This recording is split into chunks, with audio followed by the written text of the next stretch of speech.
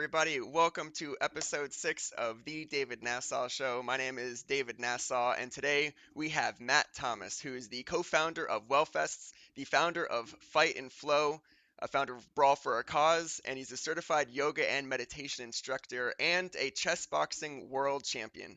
As a professional athlete, yoga instructor, and philanthropic entrepreneur, we're super excited to have him on our show. I'm going to bring him up right now and say welcome, Matt, and so honored to have you on the show. David, thanks for having me. Good to catch up briefly before all this, and excited to dive into everything we have planned.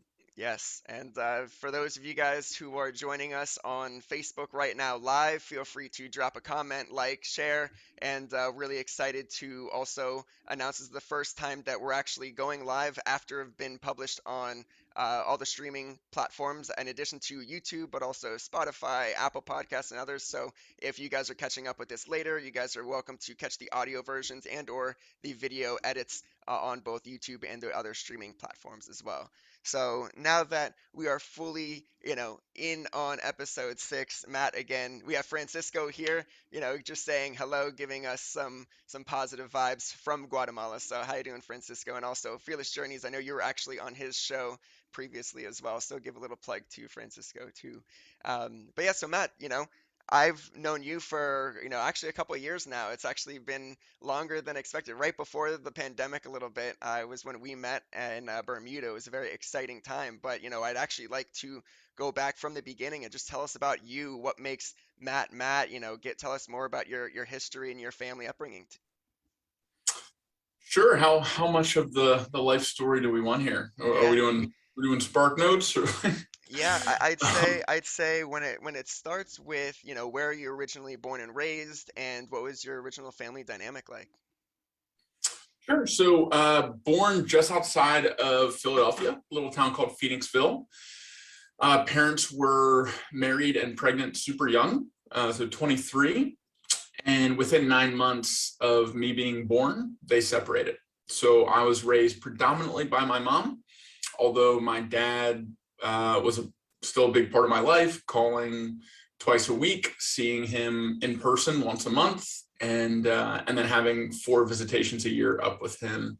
So childhood was very much like kind of like being 2 separate kids. I was like my mom's son like 80% of the time, and then my dad's son like 20% of the time, and that shaped a lot of the ways that I think and act and interact with the world. There's a concept from the movie Citizen Kane called the Rosebud, and in literature, it's a lens to look at characters through of what is a character's rosebud, and usually corresponds with some sort of childhood trauma or occurrence that sets the character off in some sort of direction that may feel like divine intervention or destiny or something that the character couldn't control. It just kind of happened to them. And think like Batman losing his kid, losing his parents, and being raised by Alfred with all the cool gadgets around and martial arts training. He was like destined to become Batman. And you can look at pretty much every other hero's journey or story and see the same kind of thing with Harry Potter, similar kind of orphan story, and he's pulled into this wild adventure at Hogwarts and finds out he's this famous wizard that in a world that he didn't even know existed. And Simba, when his father dies, he's no longer the heir. He's out in the jungle, now being a vegetarian with Timon and Pumbaa. So I think that initial kind of abandonment and kind of like split life really set me off in kind of the direction that that I ended up taking. These 2 equal parts, mother and father, have ended up projecting and manifesting in my life, and in pretty similar ways, both with chess and boxing and fight and flow, and it's kind of like a theme or a cornerstone in my life. Yeah, First off, obviously, really appreciate you sharing some of those, those details in the backgrounds, right? And I was going to actually bring that up, again with Fight and Flow, right? Again, you have the boxing, and I'm very excited to talk with you because you're a super unique and eclectic kind of guy that have so many different interests, and not just so many interests, but like you, out of a lot of people I've met, like you have like really deep knowledge about each of the interests that you really take seriously, which is, really I respect respect that because again, they're so unique and different. There's so much to understand. But before we get into that, you're like, I want to also go into your history as just a boxer before we get into chess boxing and whatnot, and also your time at UGA starting Brawl for a Cause. Like, tell us your story before and once, with that family background being discussed, right? When you were applying for schools, like obviously I want to plug that UF is playing UGA in this next week, so good luck there. But how was that discussion? What was that dynamic? And did coming from born and raised just outside of Philly, like how was that college or university discussion had with your family? Wasn't too much of a discussion. So yeah, I went to a private school here in Atlanta called Westminster.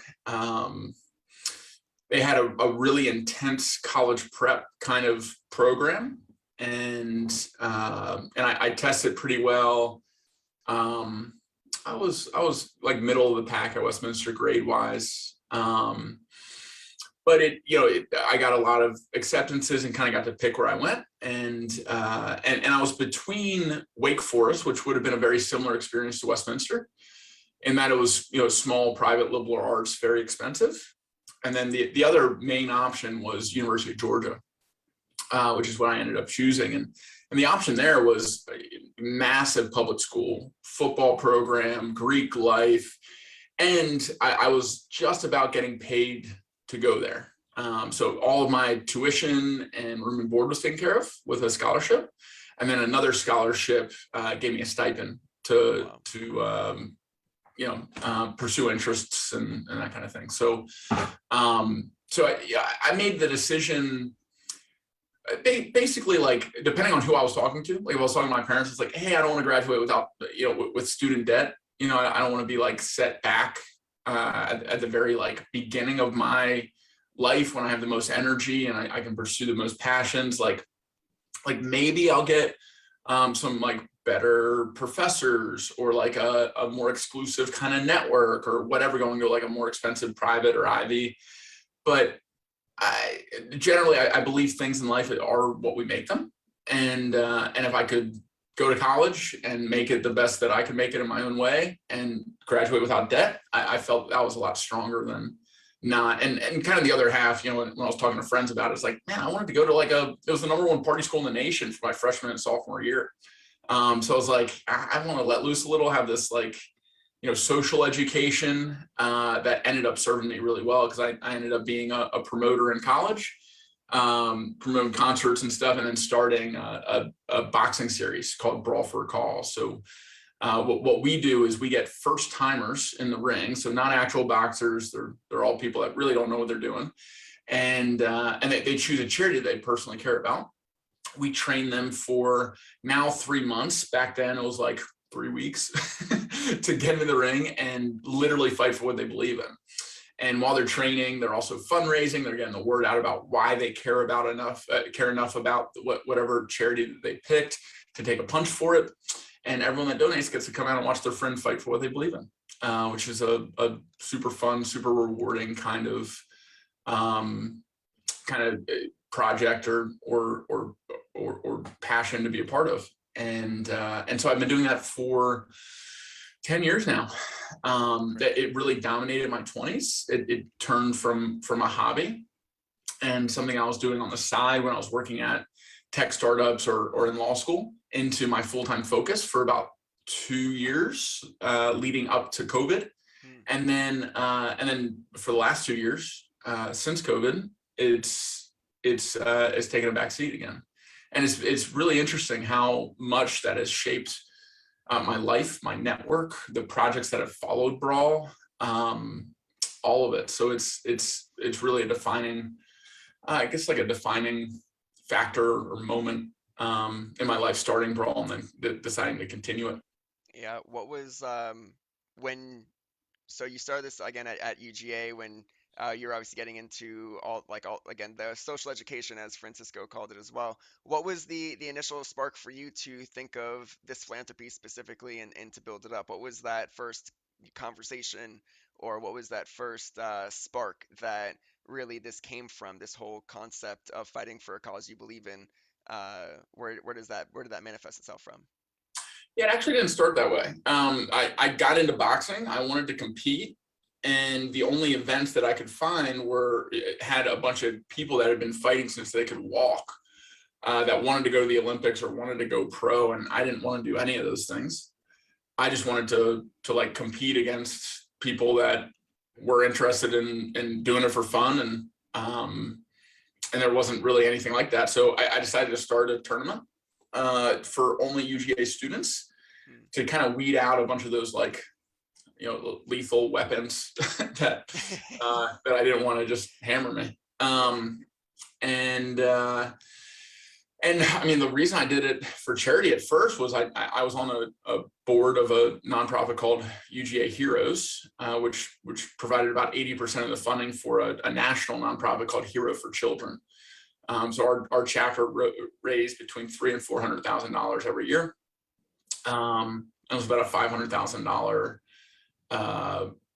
nonprofit annually. So we were looking for other ideas, other fundraisers that were different, not another car wash or bake sale or percentage night, and so I pitched this idea to the founder, 𝗿𝗂𝘀𝘁, and Garrett helped me get it up off the ground. And the first 3 events all benefited UGA Heroes. And it wasn't until I entered a business plan competition and needed some sort of differentiation from other charity boxing events that I decided to let each fighter fight for their own charity. And the thinking there was we sold most of our tickets to either like family and friends of the fighter or people in the hero community. And the thinking was, if we open that up so that we get friends and family of fighters, but we also get another nonprofit that they're tied to and their whole community coming out and supporting, since they get a percentage of ticket sales, then instead of 1 charitable community, now we have 20. If we have 10 fights, 20 fighters, 20 charities, and we're expanding our organic reach by the 15 to 20x, depending on what the charities are. And that ended up being really what made us sell out theaters and then sell out hotel ballrooms and then get into Mercedes-Benz Stadium and Georgia World Congress Center and everything like that, is just not making it about me and what charity I wanted and that kind of thing, and just opening it up and be like, hey, what do you feel strongly enough to fight for? What would you take a punch for? And that's when better stories came out. More communities got involved. The exposure to more communities led to more people signing up to fight for what they wanted to believe in. Started having charities submitting fighters year after year after year and counting on it as a big fundraiser. And that's how it evolved. I don't think I'll ever get old over that story, just or the concept that you've been talking about, because we've connected with Hopping for a Cure, discussing how I've taken some inspiration from you and what you were just talking about, and I think that the way that you opened it up is phenomenal. And one day I'll be out there, I'll be training. I've been hyping myself into training for some boxing classes here as well. So no, I think that for everybody who hasn't seen it, I put the link for brawlforacause.com in our chat here in the Facebook live stream, and I'll link to it in the description as well when we post this on other platforms too. I think it's a fantastic organization, obviously, and I love just the tagline, just like fighting for something you believe in is just so innately, people get it, and then also it's the play on the actual event itself, and the way that you create this massive pay-per-view style experience is just so cool. It just is just it's just an exciting organization, and I hope to at least be an attendee, if not a fighter, in the next one that you guys organize.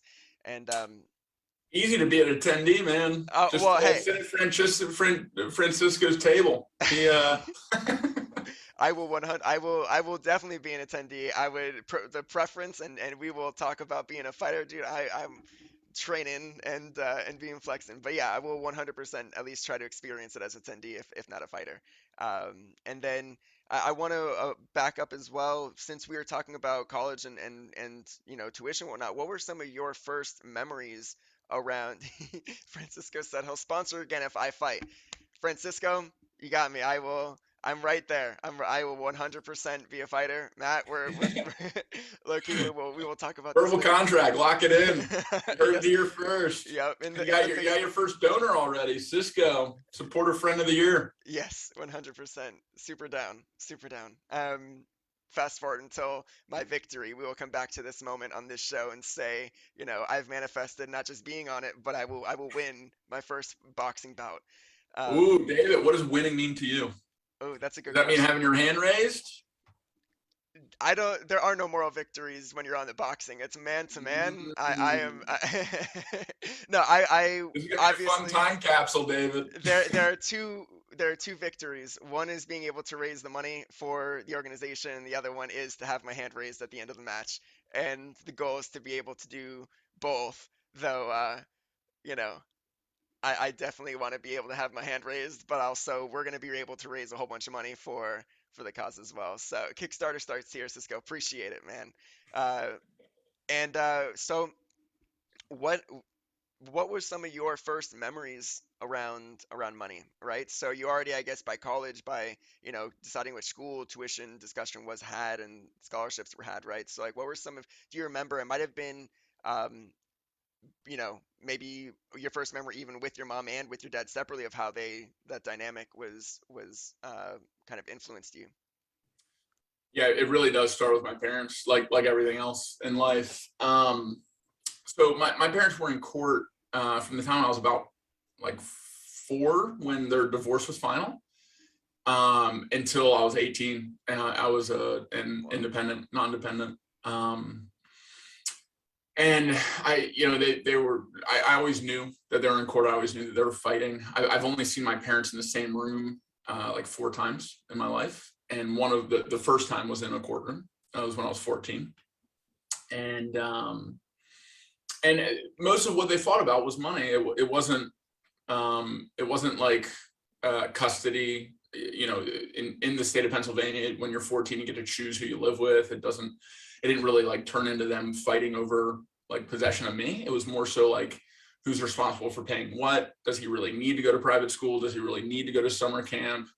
What are all these after school programs? That kind of thing. And so I really hated money for most of my life, up until honestly really recently. I saw it as a source of stress and tension in my parents, and then extending to me.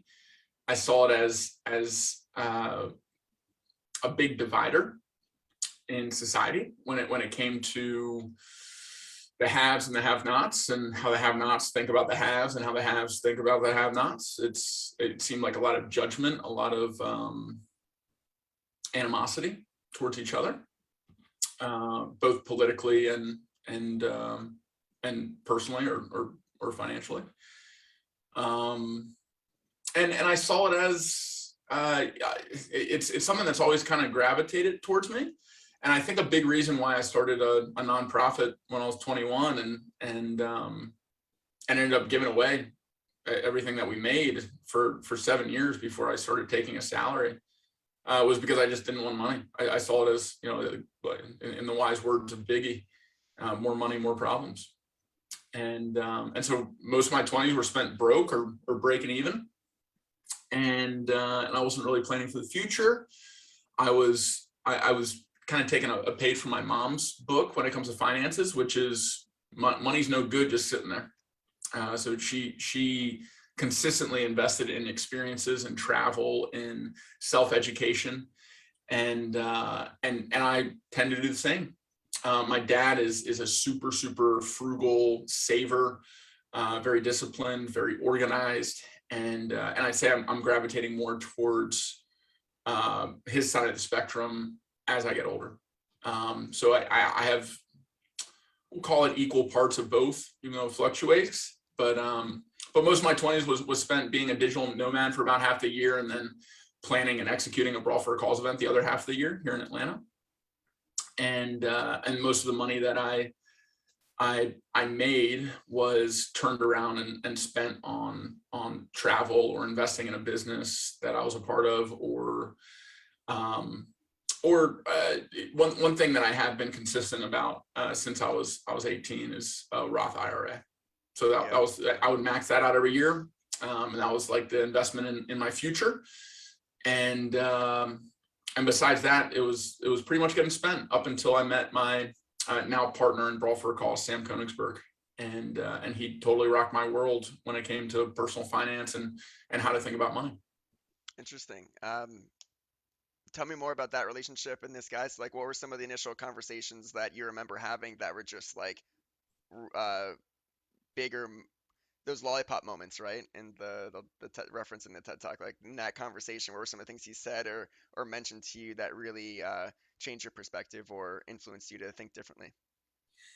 Yeah.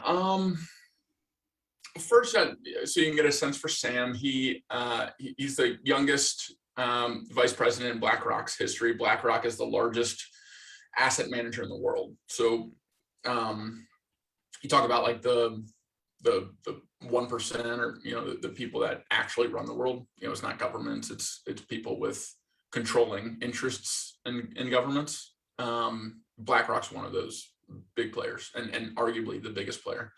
So Sam comes from super humble, lower middle class kind of beginnings. Parents were school teachers. He is your like fountainhead, Atlas Shrugged kind of story of like pull yourself up by your bootstraps, wrestling state champion,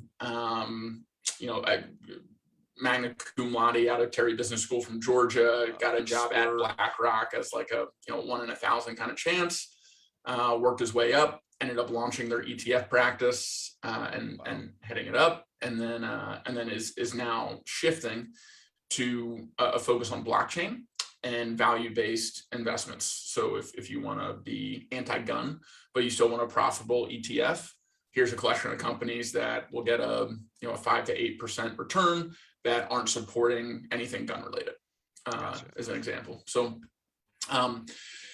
he's definitely one of the good guys. He came to the first Atlanta Brawl for a Cause event and bought 2 tables ringside. I sold 3 tables to the event, and the other table that wasn't Sam was my mom. So he was my VIP. And after the event, I asked him, hey, listen, it's amazing that you brought 8 people here, and they were all done up in tuxes, showed up in limos. It's like, I want to try to figure out how to get more people like you in here. So any feedback you have, any ways that you think it could be better or cater more to your type of people, let me know. And so we had a series of meetings, and he helped me iterate on the model. And he said, I'll never fight, but I'll always be a guest here. So you can always count on a few table sales to me. I was like, awesome. And a few months later, he calls me and he's like, hey, I need you to find me a match. I was like, to fight? I thought you said you weren't going to fight. And he's like, yeah, I had a tour of this nonprofit called City Refuge.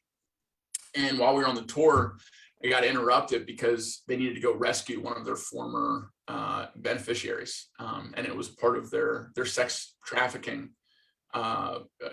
department within City Refuge called House of Cherith. And so Sam, just kind of by serendipity, ended up being a part of this rescue mission for this woman. And he sat in the backseat of the car with this woman on the way back to City Refuge and heard her story, realized they grew up just like 2 or 3 miles away from each other, and that this could have been a sister. Wow. And he's like, this evil can't exist in my city. And like a true superhero, is like, I got to do something about it. And he decided to fight for it. And he ended up main eventing the event that year. He raised more money than anyone had ever raised. And after he scored a first round knockout, he was like, hey, I want to join your board and I want to help you, take this to the next level.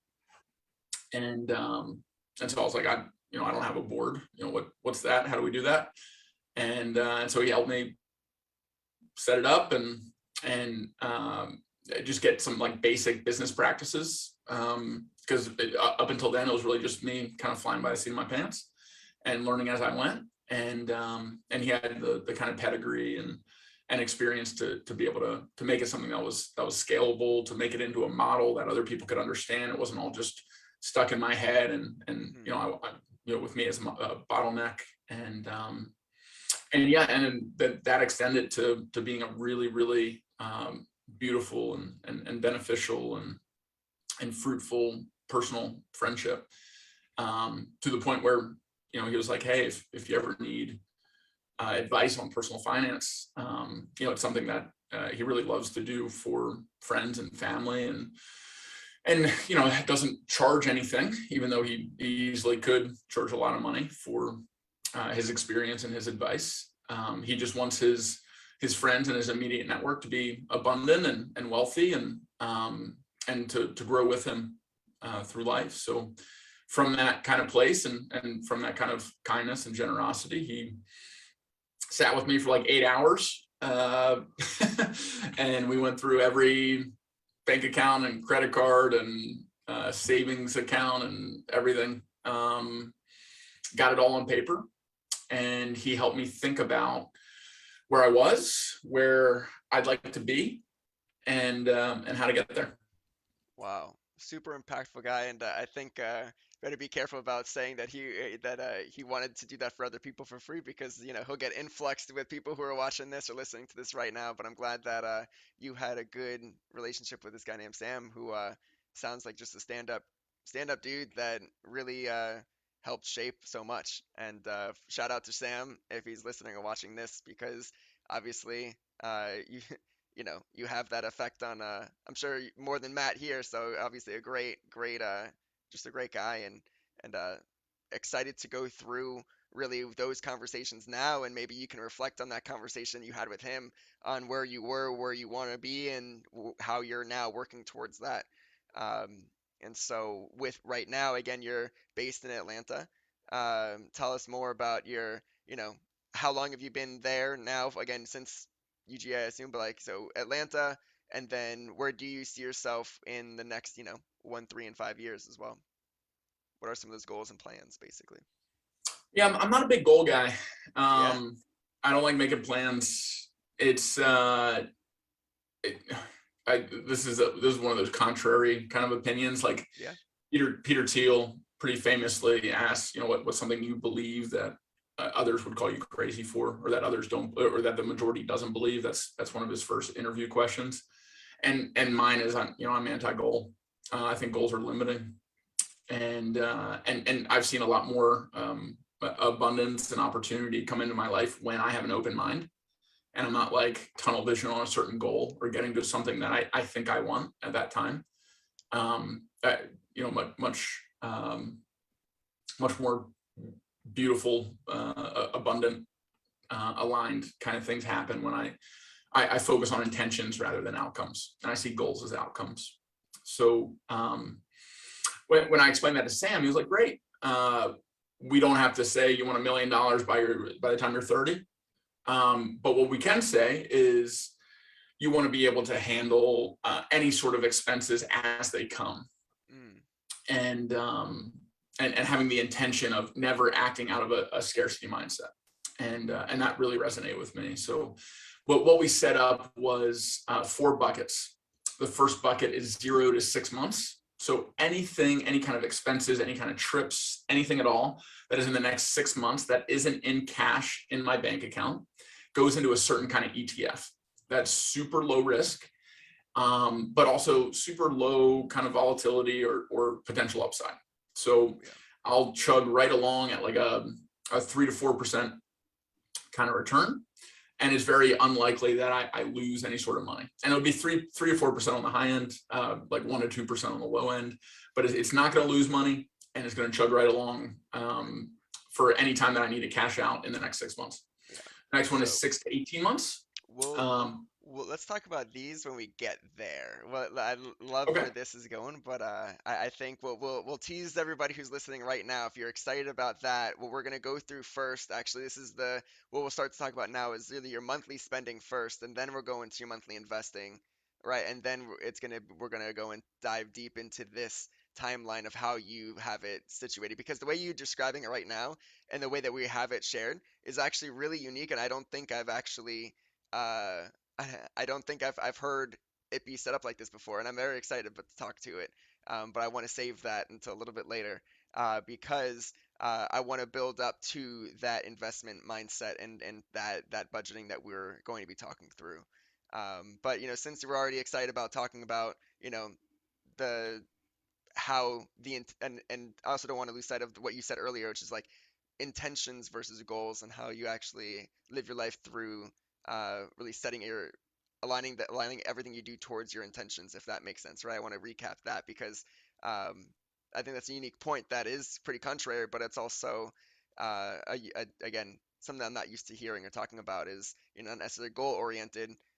Because I do talk to people obviously on the show and I ask them what their goals are, and I think you're one of the first people who have actually said like, I don't have goals. I live my life a little bit more towards, what is my intention? And I guess, do you want to expand upon that before I move too far on into the monthly budget, or is there? But Sure. yeah, Yeah, I'd I can really. talk more about that. So here's an example in like a hypothetical. Let's say my goal, if I was a goal person, was to have $1 million by the time I'm 30.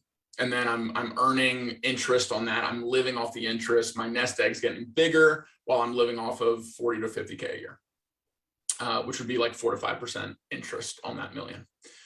So like if that's my goal, then in theory, I'm doing everything in my best interest to achieve that goal. And the goal is $1 million by the time I'm 30. So I might be spending my time doing something that fills me up, that makes me happy, that's aligned with my passion, my purpose, but that might not be progressing me towards my goal as quickly as if I took a corporate 9 to 5. Not to say like that isn't in line with passions, purpose, etc. Like there are plenty of corporations that are awesome and aligned and all that kind of stuff. Not all 9 to 5s are evil, but let's say like the highest paying one that I would have access to wouldn't be aligned with my passions, my purpose, etc. Mm, Now I'm sacrificing my mental, emotional, physical, and spiritual health for a resource, and that resource can be generated other ways. And that resource, when it's the only thing that matters in life, through the lens of I want to be a millionaire when I'm 30, it can come at the detriment of a lack of balance in life. So there goes the passions, there goes the purpose. Now I'm just optimizing to achieve my goal. When I've seen that in other people, I mostly saw it through like philanthropic billionaires, like the people that I respected the most, that I heard about in history class, that I wanted to be like, all ended up as philanthropists. I was like, well, they started companies, they worked for 30 years of their life, they became millionaires or billionaires, and then all of them end up at the same place, which is like trying to make the world a better place and trying to give away a bunch of the money that they accumulated in productive kind of ways. I was like, why can't you just start doing that? Like if they're all ending up there, and that's really what they want to do the whole time, but they feel like they have to build this profitable company before they can, like what would it look like to start with philanthropy, to be in, to have that kind of intentionality in your work, so then it doesn't really matter how much you're making, because you're doing what fills you up, what makes you happy. And the prerequisite here is that kind of work fills you up and makes you happy, which for me it does. So choosing Brawl for a Cause was in essence choosing intentionality over outcome. Because I knew with my education, with my network, I could be making a lot more money than what I ended up paying myself from Brawl for a Cause, or what I was making at early stage startups, where I was getting a very low salary in exchange for experience and some equity and something that may or may not be valuable. So when we talk about intentionality versus outcome, that's how I'm thinking about it, because it might be perceived differently by different people. right. And it was, I'm not trying to say I don't think about outcomes at all. I just think about intentions first. Right. And when I think about my life strategically, or I think about what pieces to move in my life, it comes with, how do I keep myself the most full and energized and the best version of myself first, so I can show up to everything that I want to show up to as the best version of myself, fully charged, ready to do my best. Interesting. And having money is certainly part of that. Like, you make some crazy decisions when you have an empty bank account, and you have to figure out how to pay rent at the end of the week or the end of the month. It's not a great place to be. So money is certainly important, but it's not the only important thing. I just want, yeah. And something that you said really hits, because I think what you're also creating for yourself is some sort of flywheel concept, in a sense where when you start doing the work you want to do and find the value and are getting the dollars from that, you then show up and you're more present in that work, and you then do that work better to then get more money and hopefully create to like feed that uh, positive cycle of intentionally doing the work that you want to do, getting the results you want on the other end, living the life you want to at to effectively keep yourself at operating at such a high level, and again, intentionally spending and investing like as you wished you would have, if you even if you were working that 9 to 5 W2, because on the other end of that, there's so many people who are working these part-time or full-time jobs that may not be able to show up to work fully and be present and execute 100% every day. But if you're doing that to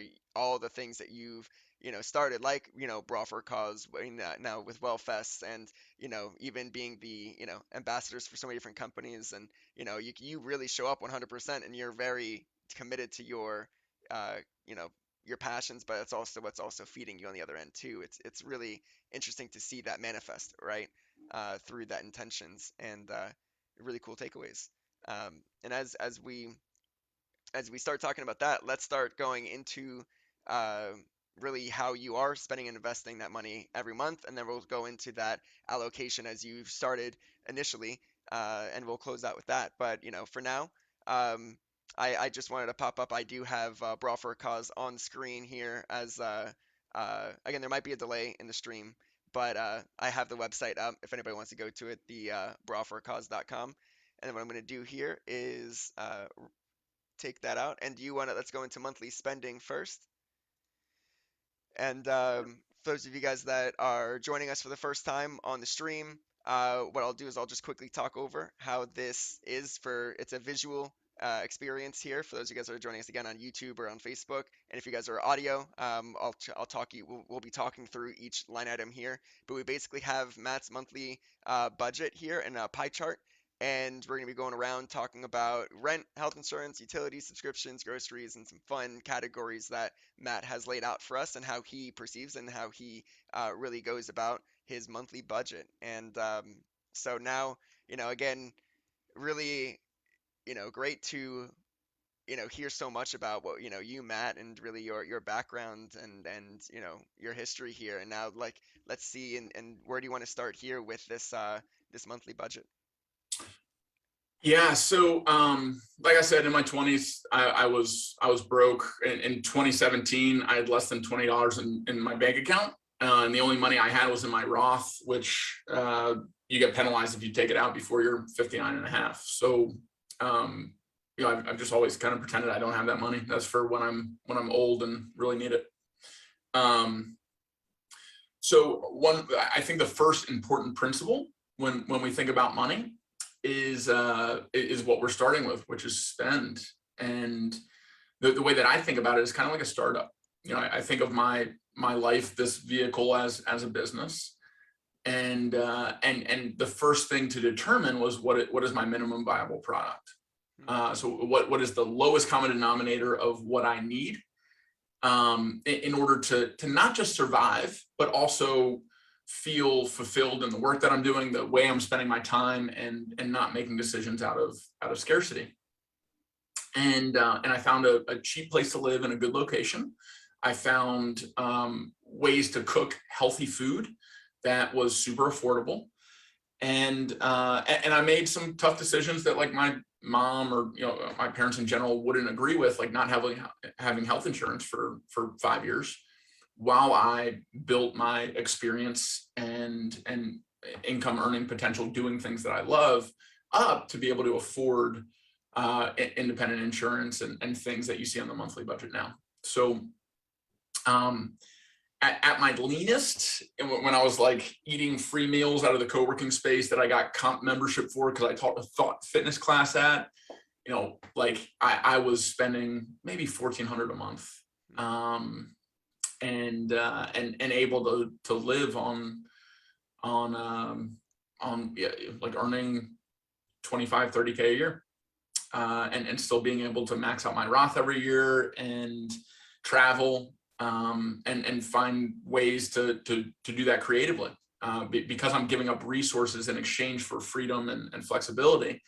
I was able to make friends with people at airlines and benefit from buddy passes and fly for at cost fees internationally. So in my 20s, I went to 35 countries and spent less than what I would be spending staying in Atlanta. And I think, again, thinking of myself like a startup or like a business, the more that I can invest in this product, mind, body, spirit, at a young age, the more that there would be dividends or compounding interest on that throughout my life. So the more ways of thought that I could expose myself to in the East, in Europe, in South America, and around the United States. Well, now my brain is functioning not as a singular track. All I know is the US Southeast and how people think in the Bible Belt. Now I'm thinking about Eastern religions, martial arts, how European culture and society handles sex and relationships, and all the things that ended up informing the decisions I've made to make my life how it is today. And I think when you make the conscious decision to invest in yourself over investing in a resource-driven kind of paradigm or future, then it also shifts everything that happens in life. Your opportunities aren't just financial; they're experiential, they're relationship based, they expand. And so now, when I look at this monthly budget, like this changes a lot. This is like a generalized kind of best guess from David's prompts. Again, I'm not a huge goal guy or planner. I don't stick to a strict budget. However, I do monthly retrospects. So I'll look at my credit cards, I'll look at my businesses, I'll look at my personal account, and I'll see how I spent my time and money every month. So I go through my calendar and I look at all the blocks, who I was meeting with, how much time I was spending in meetings, and I do an audit of that. And then I do the same thing with money. What did I spend money on? Who did I spend money on? Are those people that I want in my life? Are those things that I want in my life? And reflect using that quantitative lens as a tool, time and money. And then I balance that out with qualitative. I journal habitually, and I talk to a lot of like friends and mentors regularly to seek advice or to bounce ideas off of them, and I'll consolidate that each month and use that as another lens to look at my life through to see how I want to iterate and continue. And that's very much a product development kind of paradigm. My mom was head of agile methodology at Accenture, so her job was to travel around the world and teach people how to develop projects through agile. And this was in like the early 2000s when it really wasn't widespread. So we treated my life like an agile product. We would have weekly scrums and sprint planning. We would have weekly retrospects and iterations, and I live my life very similar to that today. So I say all that to say, here's my monthly budget, more or less. The things that are fixed are the rent. I've been paying the same amount of rent for the last 6 years, a little 2-bedroom apartment in Midtown Atlanta. This is not typical. I moved in and rent was higher with an ex-girlfriend. The ex-girlfriend moved out. My landlord was amenable to lowering the rent because now only one person was living in the apartment. And he said that I was month to month, and then he wanted me to stay. So he would do whatever he could to help, and rent has stayed the same since. So again, another kind of angel or friend in my life that has made my living expenses a little less, and my stress a little less. And I think that's just a symptom or expression of focusing on personal, mental, physical, emotional, spiritual well-being, so I can show up to relationships the best person that I can, and build strong relationships to cultivate community. Because I think when, I'm going off on a ton of tangents here, but I think when you talk to people on their deathbed, the thing that was most important to people in their lives was love or their relationships. And so that's what I'm optimizing to focus on. Yeah. And I will, first off, yeah, for the way, though, you said again a lot of great comments here. First off, relationships with people in general, you've definitely had a lot of angels and people who have seemed to have helped you that have like navigate and answer questions. And I think you do a good job of also being open to that input, right? Like these people, I think, have been able to help you because you kind of have put yourself out there and asked for some of these, situations too, right? Because of the scenarios with your landlord specifically, when your partner moved out, you're able to negotiate that. And I think that relationship that people don't think about too much is the relationship people have with their landlords. And the landlords are there because they're providing the service of making sure the living space is up to par and livable. And if something breaks or something, obviously they're there. But ultimately, they're just making sure they're covering their overhead, their expenses. If this person owns the property, they just want to make sure they're paying what they have to owe the bank, really. And so, good for you to be able to take advantage of a really strong, relationship there. And I think that's a really good nugget for people who might be in a conversation with their landlord right now. Just if that human aspect is, how can we make this a win-win? Making sure you get what you need to cover your base, and making sure I can provide a good living situation, and then, you'll have a really solid landlord-renter, relationship for years. All right, and so that's good for you for making that happen. And I want to call out to Francisco for a story that I think I heard from you as well. You have we don't have to talk about it now, but the good luck, bad luck, who knows reference is an amazing story that we'll probably talk about later. But it's one of that story stuck with me since I think I first heard you tell it at Bermuda. It's definitely an interesting uh, uh, just anecdote that really helps shape how perspectives are on different situations, and I've used that for a while. But so yeah, so rent is 1,000 a month. That's roughly 40% uh, of your total monthly budget, which is pretty solid, right? I mean, realistically, um, if you're able to keep all the other aspects of uh, you know, your life and where it's at, like it's really not a bad split, right? And I think where you're at right now is solid, and that you're able to keep that in Midtown Atlanta is pretty solid rent price for the two-bedroom, which is a good solid move. And where would you like to go from here? I think I want to talk a little bit more of let's go into your next budget right here, which is your fun budget. I think this might be openly where your catch-all miscellaneous other stuff might be. But how would you describe fun? Like what other activities might that be allocated to? Yeah, if it doesn't feel like play, I shouldn't be doing that, and that extends to work. Hmm. I'm best when I'm living in passion, purpose, or play, and I can push through adversity or difficult moments that don't feel like play when the majority of the activity feels like play. So an example is the charity boxing events with Brawl for a Cause.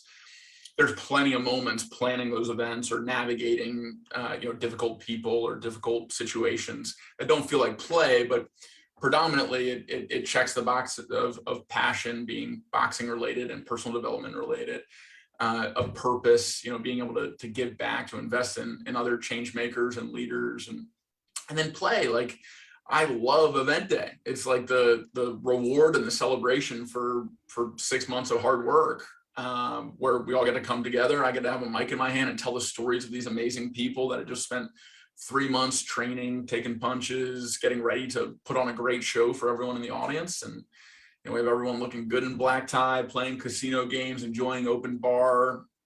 It's play, and so this fun part, that could take the form of investing in relationships, going on a trip with friends, going on a date with my girlfriend. It could be investing in self-education, so taking a dance class or a martial arts class or some sort of personal investment. But it's, it says fun as a catch-all, but it's, outside of like food and housing, it's, in my opinion, the most important component here. Right, which is also why I want to jump to that next, right? So I think you have this, and it's really, I like how you described that. Can you say the three areas again? It was passion, play, and sorry, purpose. Purpose. Purpose. Yeah. Yeah, I love that. And um, cool. Is there anything else you want to say on that before we move on? That was really solid. Yeah, I mean, all of this is different for everyone, Hmm. right? Not everyone's going to graduate without student debt and be able to spend their 20s bouncing around the hostels. And not everyone has the kind of help. Like my childhood best friend got Crohn's disease when he was 13, and needs health insurance because he gets a monthly medicine that makes it so he can live a normal life. So his decisions had to be very different from my decisions. And his fund budget might not be as big as my fund budget as a result. And so I'm not saying anyone should do what I'm doing, but I am saying that take how I'm doing it and how I'm thinking about it and apply it to yourself and see if it fits how you want to live life or how you want to think about money or your time before we die, because we're all going the same place. It's just a matter of how we get there.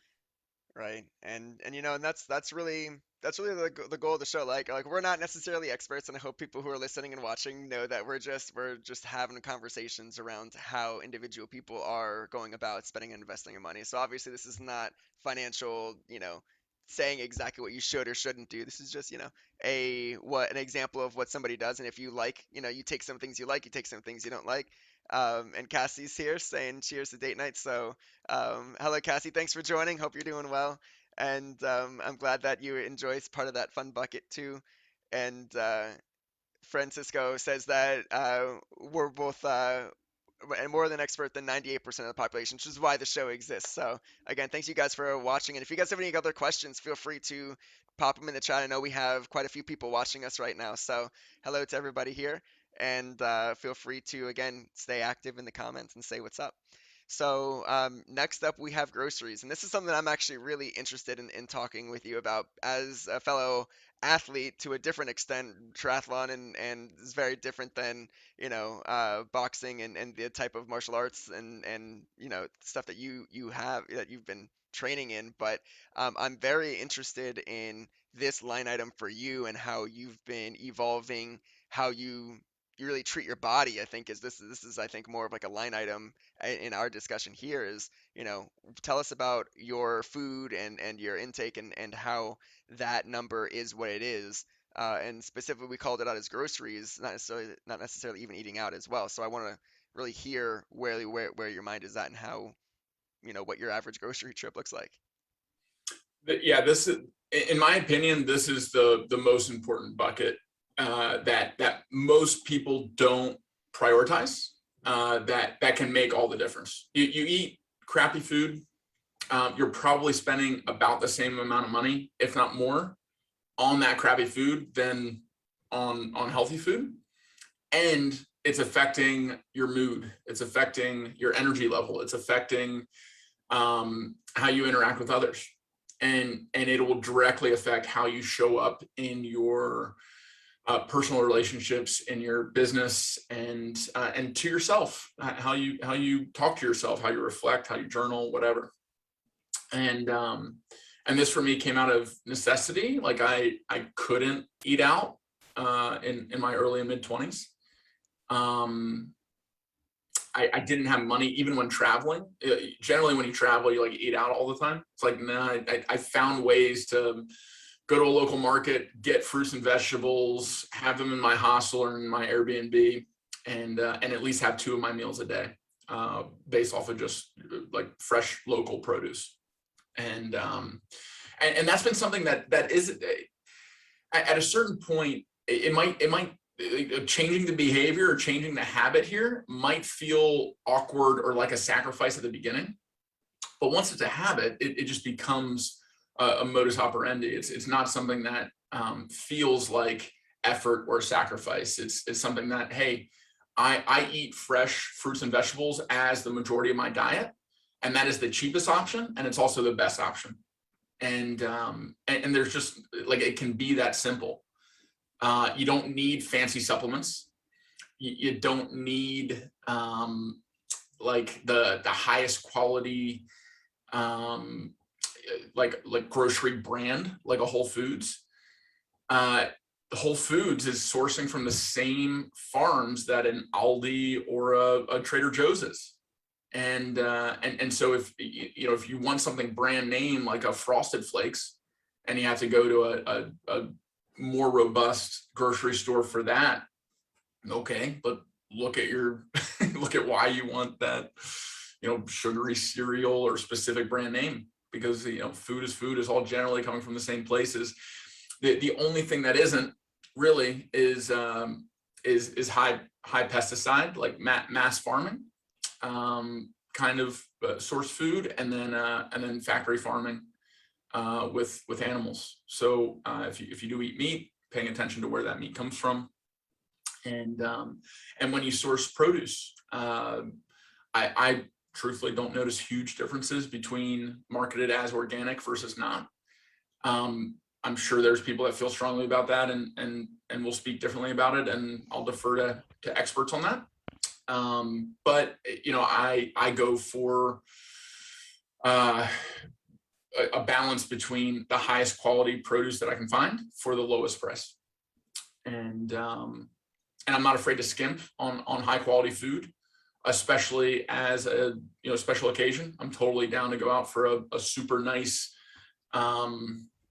dinner every once in a while that is like super ethically sourced and high quality, but as like my foundation, it's super simple, super cheap, and doesn't take much time to meal prepare, anything like that. So that's the grocery budget. Since dating Cassie and date nights increasing, definitely eating out more, and that's okay. The flexibility is there, the money's there, the baseline health and nutrition is there, to be able to support that kind of change in my life. Because for most of my 20s, for about like 7 out of the 10 years, I was single and just worrying about myself. So it's been nice expanding that and applying it to a relationship and growing up a little bit. And on that note too, like, finding the partner who's also aligned with you on the type of diets and lifestyle that you guys are trying to achieve is probably extremely beneficial and helpful. That can only build towards that life that you're, intentionally setting for yourself too, right? And so, uh, yeah, and then with the groceries as well, you said a lot of fresh fruits and whatnot. Like, what is like as again, open, like, you are like an elite athlete in my mind. Again, you are, literally a world champion in a, chess boxer, which is huge. And like, how do you, like, what is your average meal, right? I mean, I guess it changes when you're training versus not training, but like, do you nutritionally speaking, right? I guess it's more of a nutrition question than anything else, but how do you really portion your meals out, and do you count macros? Like, what does that look like for you? The only time I've been strict with counting macros or being super disciplined and diligent about intake versus exercise is when I'm cutting weight, and that's my least favorite part of combat sports. I wish it wasn't a part of it. Hmm.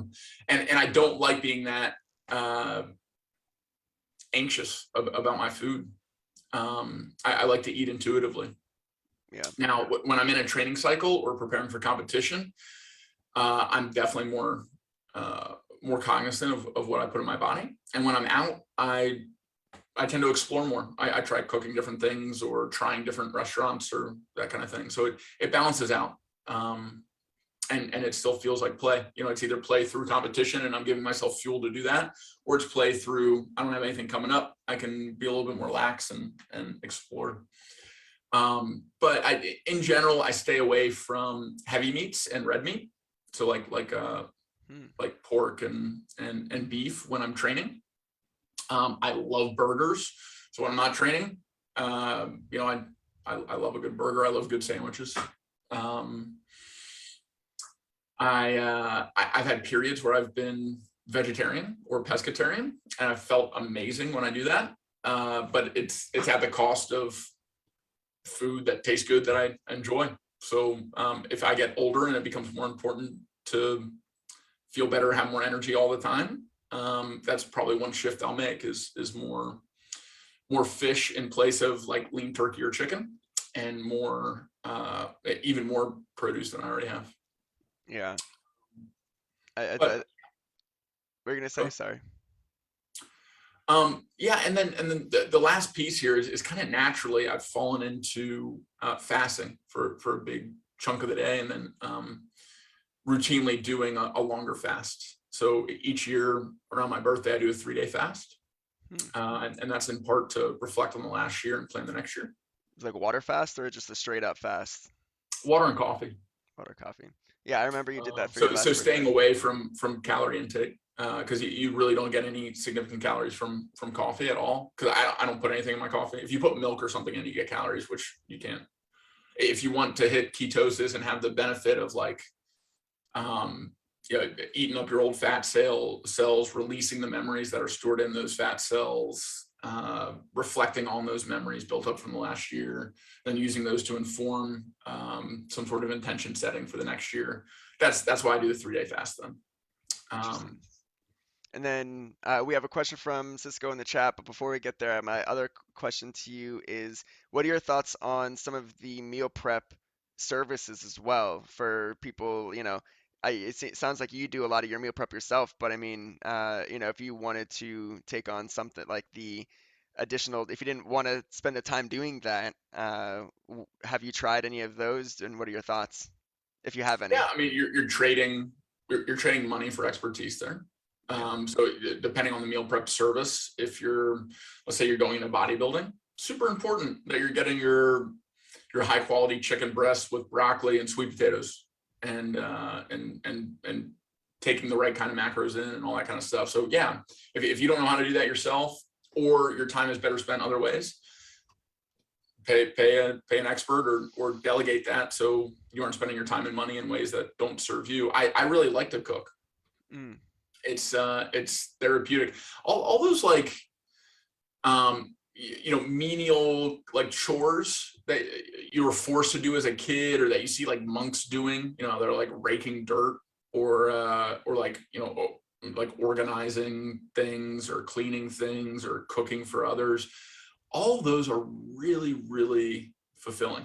If you take away the egotistical layering that has been built up from childhood for all of us of, hey, this is a punishment, or this is a means to an end for me to get my allowance, or whatever. And if you just like notice how you are doing those activities, like not the like chatter in your brain that's like, oh, I hate it when my mom made me do this, I hate doing laundry, or whatever.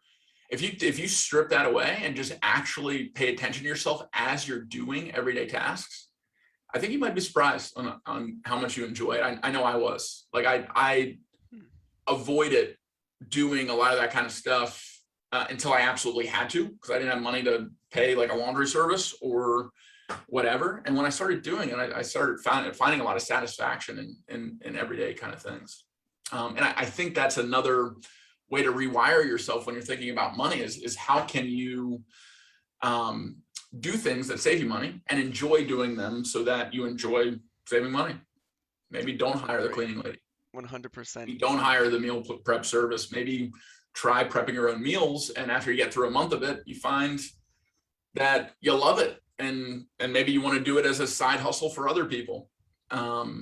I think it's how you frame and think about what you're doing and why you're doing it.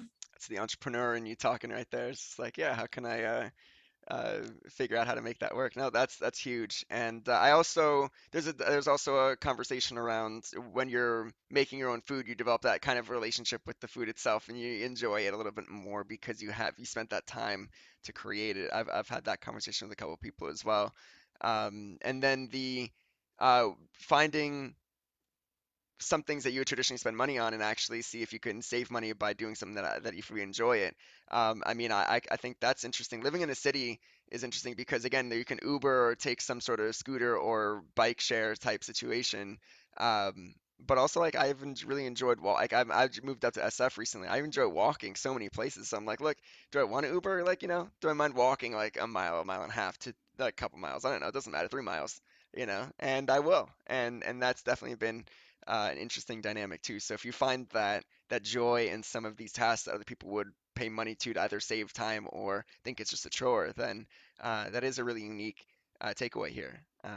And so to Francisco's comment here, I'll read it in full because he has a couple questions, but he said, might be different for different people, but why is living an active slash healthy lifestyle also important to keep healthcare bills to a minimum, generally speaking?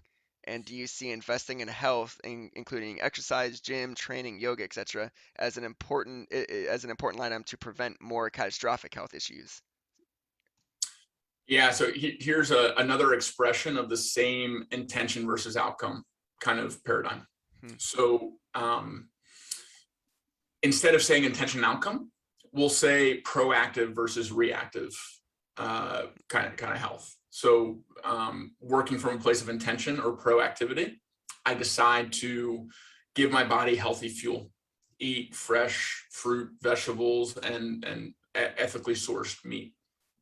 From an intentional or proactive standpoint for health, I decide to move and take care of my heart rate variability, getting it up, getting it down in activity and in rest. I take care of my lungs. I outside of exercise, I do breath work. I take care of my mind and give my mind breaks and meditate and breathe and focus on nothing, clearing my mind. And I focus on emotional health, cultivating healthy relationships in my life, friends that want to spend time with me and that I want to spend time with. Because when we get down to it, time is the only resource we actually have, and we trade time for everything else. We trade time for money, we trade time for love, we trade time for success, whatever that means. And so how you spend your time. When it comes to health, you're either going to be spending it on the front end or the back end. We all will get old and we all will get sick. And it's just a matter of what your path to that is and how you want to enjoy it or not enjoy it. If you want to live fast and hard, then smoking, drinking, enjoying a young, resilient body while you have it is a good option. You see a lot of artists do that and die young, either taking their own life or having something happen to them. And I think, I fall in that category at one point. I mean, I've always been competing and that kind of thing, but there was a time in my life where I did not see myself living a long time. So it affected my decision making. I was way prioritizing experiences over longevity, and it showed in my health. And then I think once you get to know yourself and start to understand who you are and how you work and what a fulfilling life looks like for you, then you can start to make decisions like, oh, I want to live a long time. If I want to live a long time, what do people that live a long time do? How do they act and interact with themselves and the environment that they're in? And to Cisco's question, okay, if healthy people are not smoking and drinking, if healthy people are exercising regularly and putting good food in their body, if healthy people are taking time to go to therapy or meditate or journal, then maybe I should start to incorporate some of those good habits into my life. and it's not a perfect science. It won't prevent me from getting cancer or developing an intestinal problem for sure, but it definitely reduces the probability. So when you get those random number generated kind of life events that happen, at least you can look yourself in the mirror and be like, hey, I didn't set myself up for this to definitely happen with lung cancer. I gave myself a good, at least a good base to be able to keep this away from me or fight it off when it comes. Yeah. That's a good way to put it. The random number generated life situation, because realistically it is. It's all, you never know. And it's all so random, and it's have you ever seen the movie Big Fish? Yeah. Yeah, it's just like, if there's so many ways to die. Like, what do you like? Would you like to know? Actually, just bringing that up, like, if you had the opportunity to meet the witch that knew and would tell you, would you actually say yes to knowing, if that was on the table? No. No. No. Yeah. Yeah. Not my cup of tea. Yeah. Yeah, it's an interesting question. I'm on the fence. I don't know. I don't think I would like to, just because it might limit your decision making as a result, if decisions, like, again, you might want to do or not want to do. But yeah, very interesting. Cool. Um, what an amazing answer to Francisco's question. And thank you, Francisco, for asking that. And again, if anybody does have any questions, either live or later, feel free to comment, and we'll try to get back to you. And so from here, we have a couple left that I think are a little bit more straightforward to talk to. But uh, I guess the most straightforward to talk to is probably utilities. Um, I guess that's just, all the water conflicted. Yeah. So utilities, again, that would be just basic water, electric, other general bills. If there's something you want to talk about, that if you want to mention anything more about utilities here, beyond just standard utilities. Um, yeah, I'm just responding to Cisco. I guess I can just talk, but Yeah. cigars are much better than cigarettes. You're inhaling. I actually don't mind cigars. I try to avoid inhaling, although I do it with marijuana every once in a while. Um, Utilities. So in my rent, trash, water, and gas are included, which is great. I share a house with 3 other units, one of which is Got it. our landlord. So I'm really only paying power. Okay. Um, and power usage gets really high in the winter because I live in a unit that doesn't have central heating and air. Mm, And that's another kind of like decision that I've made. Like I could definitely be living somewhere that's nicer amenity wise and nicer from like a comfort level wise. But I'm so used to living here and being kind of cold in the winter and kind of hot in the summer.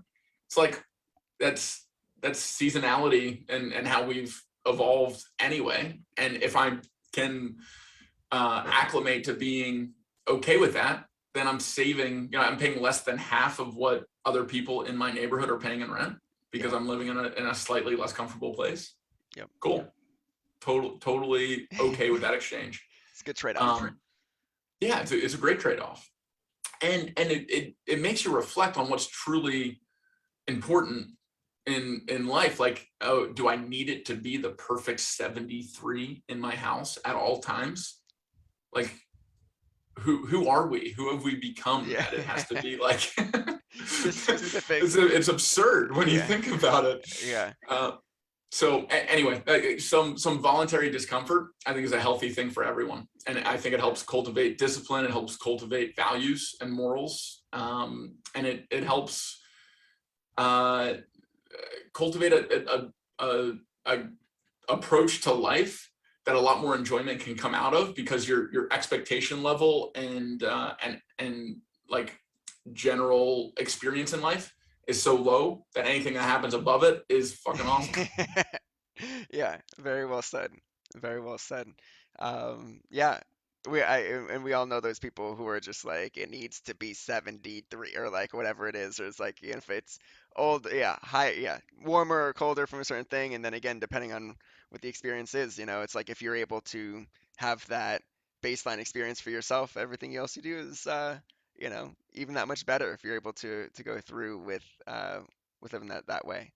Um, so cool. The next, do you want to talk about health insurance? I know it was something we mentioned earlier about something you didn't have for a while, and then now you're obviously you're doing this. And as an entrepreneur, somebody who is not like again a formal W-2 with a bigger corporation, this is something you have to seek out that is a really unique uh, situation compared to some of the people who I've had on the show previously. And not everybody has the luxury of a corporation paying some health insurance for them, or even full health insurance or partial health insurance. So, like, if you want to tell us a little bit more about your journey with that line item here, and any other comments you want to say. Yeah, not an expert in this space. Yeah. I think a proactive approach to health is the best way to go here. That being said, I got health insurance to appease my mom.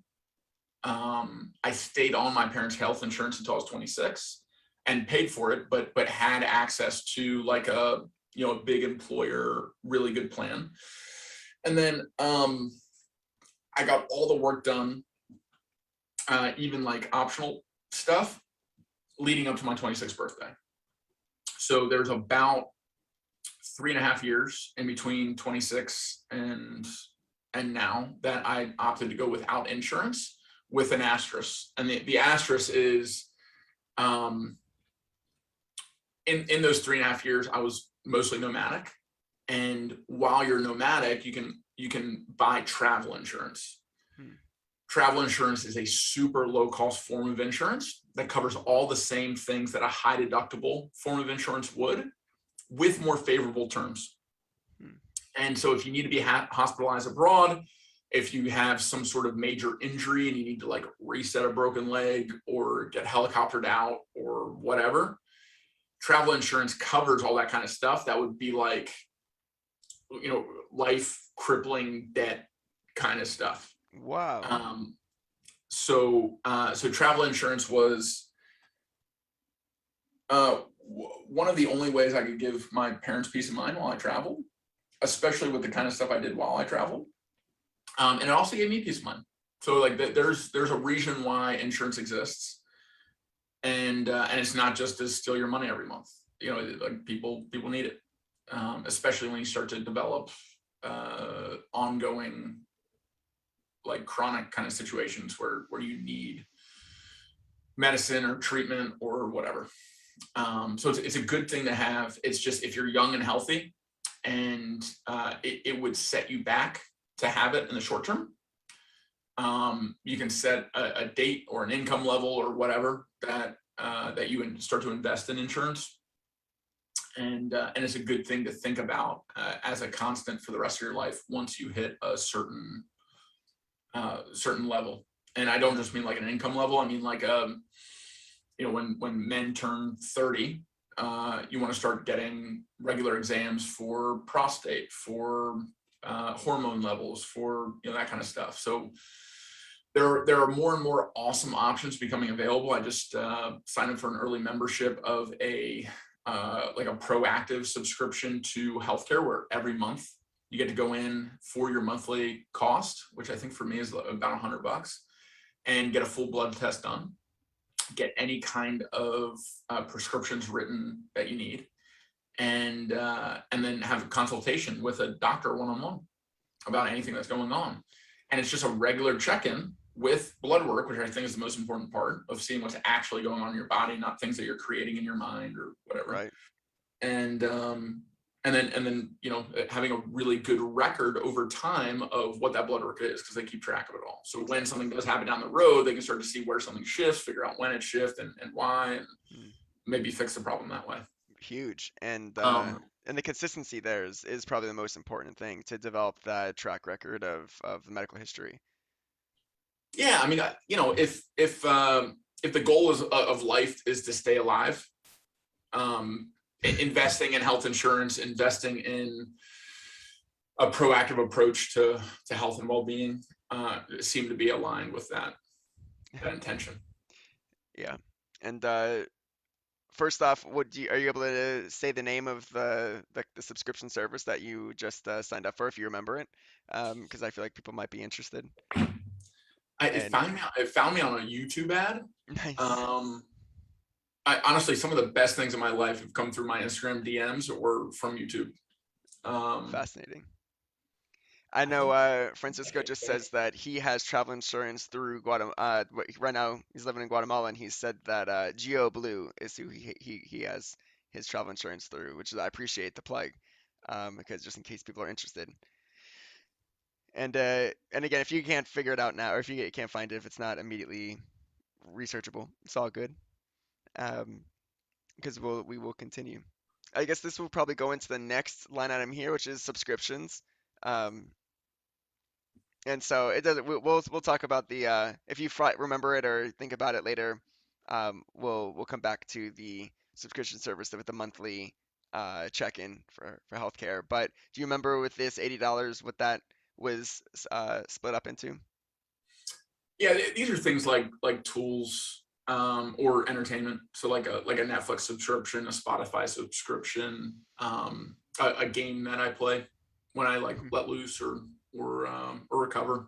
Yeah, So things like that. big, big. Nothing crazy. I think in general, reducing the amount of monthly subscriptions is the best way to go. And then investing in one-offs when you really want to see a certain movie. You know, Right. pretty much everyone has Prime, so you have some sort of streaming service available, and then you can buy pretty much any movie from Amazon to stream.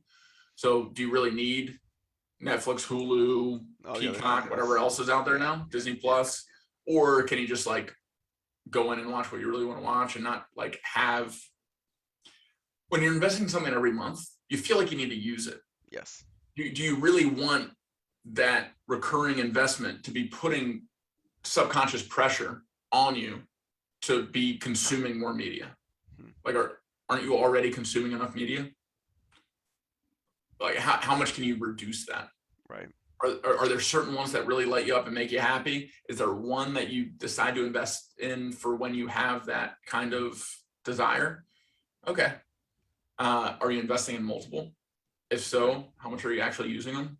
Right. And do you need to be? 100%. 100%. Yeah.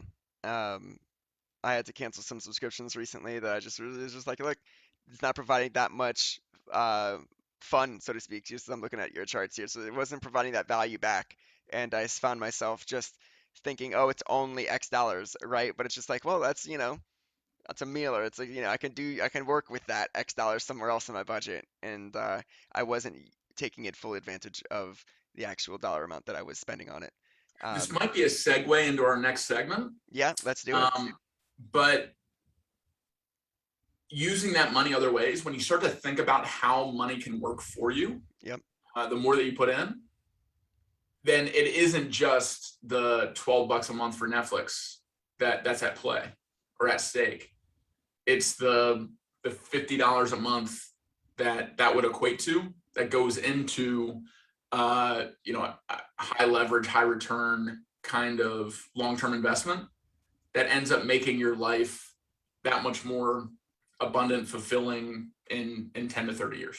Yeah. So it's, and the same is true in the inverse. When you have debt and you're paying interest on that debt and you're deciding to go get, or go on a $5,000 vacation instead of paying off a $3,000 credit card bill, Mm, you're digging a deeper hole, and that $5,000 vacation isn't actually $5,000. It's like $20,000 because of how debt and interest on debt works. So once you start thinking about the magnitude of our micro decisions, especially when it comes to monthly spends and where that money's going, either to help us or hurt us, it adds a lot more gravity to every decision. 100, you can't, And if you let that gravity weigh you down so that you're living in a fear state where you never want to spend money, you're saving every money, you aren't actually experiencing life, that's one side of the spectrum that's super bad. And we aren't thinking about it at all. And it's all the way on the other side of the spectrum, and you're just living fast and not planning for a future, not living with any sort of intention of hey, I want to live longer than tomorrow or the next year. That's the other side of the spectrum that's equally as bad. I think 100% there's that compound, that's the snowball and compounding effect that works when you're investing. So it's people talk about, but it also works again the other way when you're digging yourself in a deeper hole with your debt. It can also compound and snowball the other way, because yeah, it works both ways. So there's a reason why credit cards exist, and 20 Yes. to 24% interest. When you think about that through the lens of investing, like I would love to be a credit card company if my only mindset is making money with my money, because there's no investment that you can get a 20 to 24% rate of return on consistently. And I mean, the same is true in the inverse. Like if you aren't paying off that 20 to 24% deficit, then that money is not only taking you further in a hole, that money is money that could be taking you up onto a mountaintop Mm-hmm. with a 4 to 12% investment. Yep. So even though it's only like a 1/2 swing, from like the 20 to 24% to like a 4 to 12%, like it's the macro lens of that is life changing. Like it could make or break you and your financial future. I could not agree more with that because again, like people, if you focus on the details and you focus on how, where each dollar you have has the ability to work for you, right? And if you're putting it to use, if you're actually putting it into an account or into an investment that is going to grow and over time, then that's working for you. If you're putting it towards something that, again, like a vacation, you'll have the memory forever. But again, and you can afford, questionable if you can afford that, then great. But if you really can't, and that money is consciously going to be equal debt at the end of that, that you're going to have to then pay that, you know, 20 plus or, however much percent interest on back to the bank, then you're kind of getting owned, right? That's really what you're talking about. And that money is now not only working against you, but you could have then put it to, paid off your previous debt. And then with whatever remainder you did have on top of that, your example was a $5,000 vacation. You had $3,000 worth of debt. If you spent the 3K to get out of debt, and then you had 2K left over to go on a 2K vacation, 2K, and you going to so many countries in your 20s, right? Like 2K goes a long time, 2,000 US dollars in different countries. You know, I know I was able to go for a couple months on 2K actually, right? In Central America, and you were in Asia, and like I assume it's at least as good over there for the exchange rates. And Yeah, so I picked way too high of an amount for a vacation. I've never spent close to $5,000 on any trip, and even trips that I've been on for 3 months or whatever. yeah, That's, it's just but it is I think a valid example of people who uh are spenders that after a certain dollar amount, you get used to spending a certain dollar amount that realistically, like, if your debt is already a certain dollar amount, then well, if you spend that same amount, it's just one to one at that point. And you kind of get in this really negative rabbit hole and this negative flywheel effect, right? And I'm big on flywheels today, apparently, right? But then if you're able to invest it, then it'll hopefully grow in value, and then you can splurge when you want to splurge, with the intention of having that better quality of life later when you're able to spend it without having it cost you more than the actual stated dollar amount. yeah, I think understanding, um, first a basic understanding of statistics and how percentages work is really important for life. So if you're young and you have access to like a AP stat class in high school or a statistics class in college, I think it's the most important math class I ever took. And I'm like a history and comparative literature double major. I'm all qualitative, all right brain, all like this kind of math numbers stuff does not come naturally to me. And it's not stuff I enjoy thinking about. But when I realized the importance of it, it's like, oh, I need to have a basic understanding of this and use this to my advantage so it's not used against me. Hmm. And or I'm not using it against myself. Um, and so yeah, I think a basic understanding of statistics is a baseline. And then understanding of debt and what is worth taking on debt for, because there are things that there is such a good thing as good debt. Totally. And financing things that that are assets that will either grow in value, like real estate is probably the most common and best example, or tools that will help you build value, whether that's in a company or an investment vehicle like we're about to talk about with crypto and ETFs and basic stocks and or standard stocks and everything else. So taking on debt for things that can make you more money in a way that exceeds the percentage of what you're paying on that debt. Let's say you're paying like 3% on your debt, but you can make 10% on what you're investing that money into. Great, that's good debt to take on. It's better if you can figure out a way to do that without taking on debt. If you can do a 0% APR kind of loan or take a loan from a family or friend. Now, like the antithesis to this is like spending a bunch of money on a new car. Stupid. A car is only useful for getting you to where you need to go. That is its only true utility. Yeah. There's a status symbol component. There's a comfort component. There's all these reasons that are spun up in marketing and served to you in the ads and entertainment that you watch that tell you that it's important to have a nice car. But when you really get down to it, you need a car to get to where you're going. And going into debt for a car that immediately loses value as soon as you drive it off the lot, even if it's used. The amount of cars that gain value over time is less than 1%. It's like the collectible cars that only the ultra wealthy invest in, right. Or the people that have a fungible skill of improving cars, kind of like people that flip houses. You can flip cars. Those are the only two ways that you make money with cars. Right. Except the year 2021 where like, supply constraints and some people and random stuff. But in as a whole, yeah, I only say that because I've had a couple joke like friends and conversations where they're just seeing their used cars just appreciate in value with Kelley Blue Book stuff. And they're like, well, I could probably sell my car for, but I mean, on the broad scale, total before this year really, before it kind of got a little messed up, like realistically, you're so right. And when you're able to you said real estate, which is something I can talk to a little bit here at this point, is like, when you're able to enter like not only just a low rate interest on a lot of money, but then you're able to lock in that low rate over a period of around, like, again, 30 years is the standard, term limit. 30 years at a fixed low rate where we have inflation that's just around, if not right below, like what the rate of that is.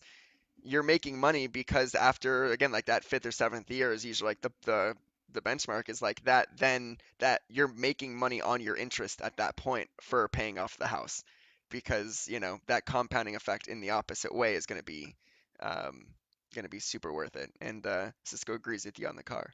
But yeah, and so I have your split up here of how you split up your monthly investing, so everybody is able to see it.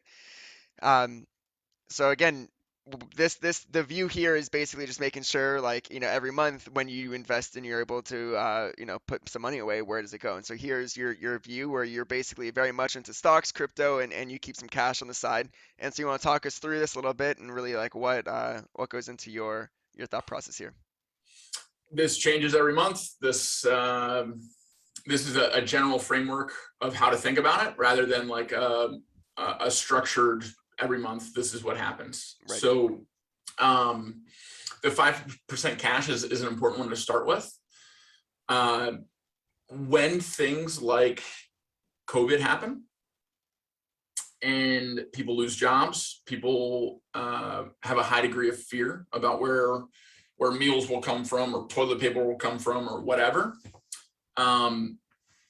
Generally, like everything tanks. The only thing that can stay more stable is hard cash, and that can change with the Fed printing more money and that kind of stuff, which is why crypto is a good segue after this. But building up at least 6 months of living expenses in cash and holding that in cash in your bank account may feel like, especially once you get into investing, may feel like, I'm like wasting this, 10 grand or 15 grand or whatever it is.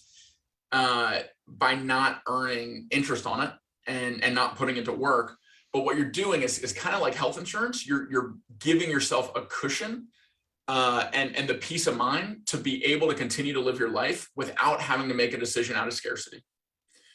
And what I mean by that is if you only have $2,000 in your bank and that's gone after 1 month of rent, utilities, and groceries, and you're living paycheck to paycheck and need another paycheck to come in, now you might be making decisions that aren't in your best interest, that aren't aligned with who you are, what lights you up, what makes you happy, healthy, whole, because you need that money, and you can't get money out of your Roth, and you can't get money out of your investment vehicles because they've tanked along with you losing your job at the same time, or whatever else.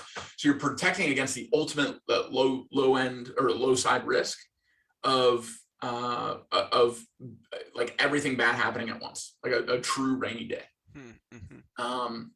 So cash is the first thing to build up before you start investing in longer term vehicles, like a retirement, like a ETF, like a whatever.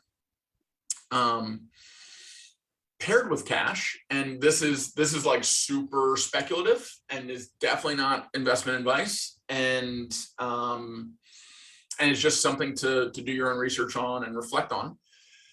But crypto is another form of cash, and it's a form of cash that I think over time will increase in value, which means that today it's undervalued, which means any amount of current like USD cash that I have that I can convert into crypto will be a 1-to-1 more beneficial for me to have in crypto in the long term. So anything that I can spare in cash, I put into crypto now. I'm not taking anything out of crypto. It's a one-way street for me. So it's only money that I can pretend like I don't have anymore until it's obvious that it's time to dip into the crypto. And what something like it being obvious would look like is I'm ready to buy a house or send a kid to college, and I've gotten 20 years of the crypto trend benefit that has already transpired. So even though I think crypto will continue to increase in value until after we're both dead, there will be a point in time where I use that resource, because resources are no good to us after we're gone. So I'm not into the pump and dump, quick buck type of ways to use money. I see that as a very outcome focused use of time. So day trading is something I'll never do. Any kind of like quick flip NFTs or shit coins or whatever, that's just not how I want to spend my time or mental energy. So what I've invested in is the two most stable, longest running, most utility forms of crypto, which are Bitcoin and Ethereum.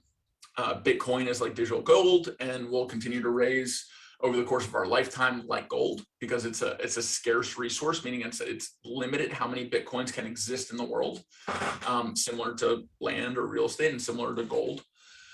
And then Ethereum has the highest utility. You can use it to make very large international transfers for money. You can use it to buy NFTs, which is an emerging market.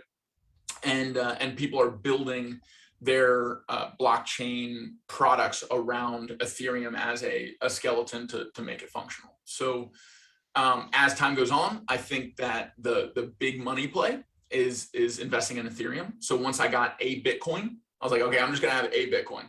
And that was not like a strategic quantitative kind of decision. It was just like, I want a Bitcoin, I want to be in Bitcoin. Once I hit a Bitcoin, I believe more in Ethereum. So I'm going to pour everything that I have into Ethereum after a Bitcoin. It was just like an arbitrary stopping point. And then once I had a Bitcoin, I started buying more and more Ethereum. And Ethereum, the rate of change has exceeded Bitcoin. So like I got in around 1,000. It was at 4,000 last I checked, I think yesterday.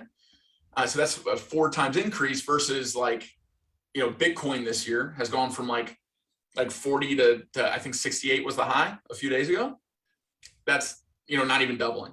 So if you're putting the same amount of money into something that's lower value now that could rise to where Bitcoin is now, or beyond it, you're going to get a lot more out of your money and your bet on the future. Any kind of investing is really just you're gambling. You're betting on a future that could exist. You're saying Facebook is undervalued today and it's going to become more valuable in the future. Therefore, my dollar is going to bet on Facebook being more valuable, and that's going to turn into $2 or $10 or whatever. So the best advice for investing comes from arguably the best investor in history, Warren Buffett, who says, put all your money in something that you know is undervalued today that will continue to change. And then once you do, diversify. So, everyone's wrong at some point. Like, protect against your downside risk, protect against being wrong by investing in other things, which is what crypto is for me.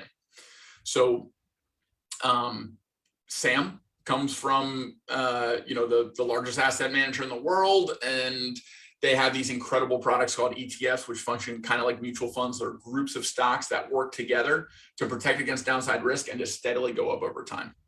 So most of my long-term stuff, or stuff that I would need to like immediately access, so like that, but the two polarized ends of the spectrum, are in those vehicles because they've been around for a long time, they're predictable, and they're functional.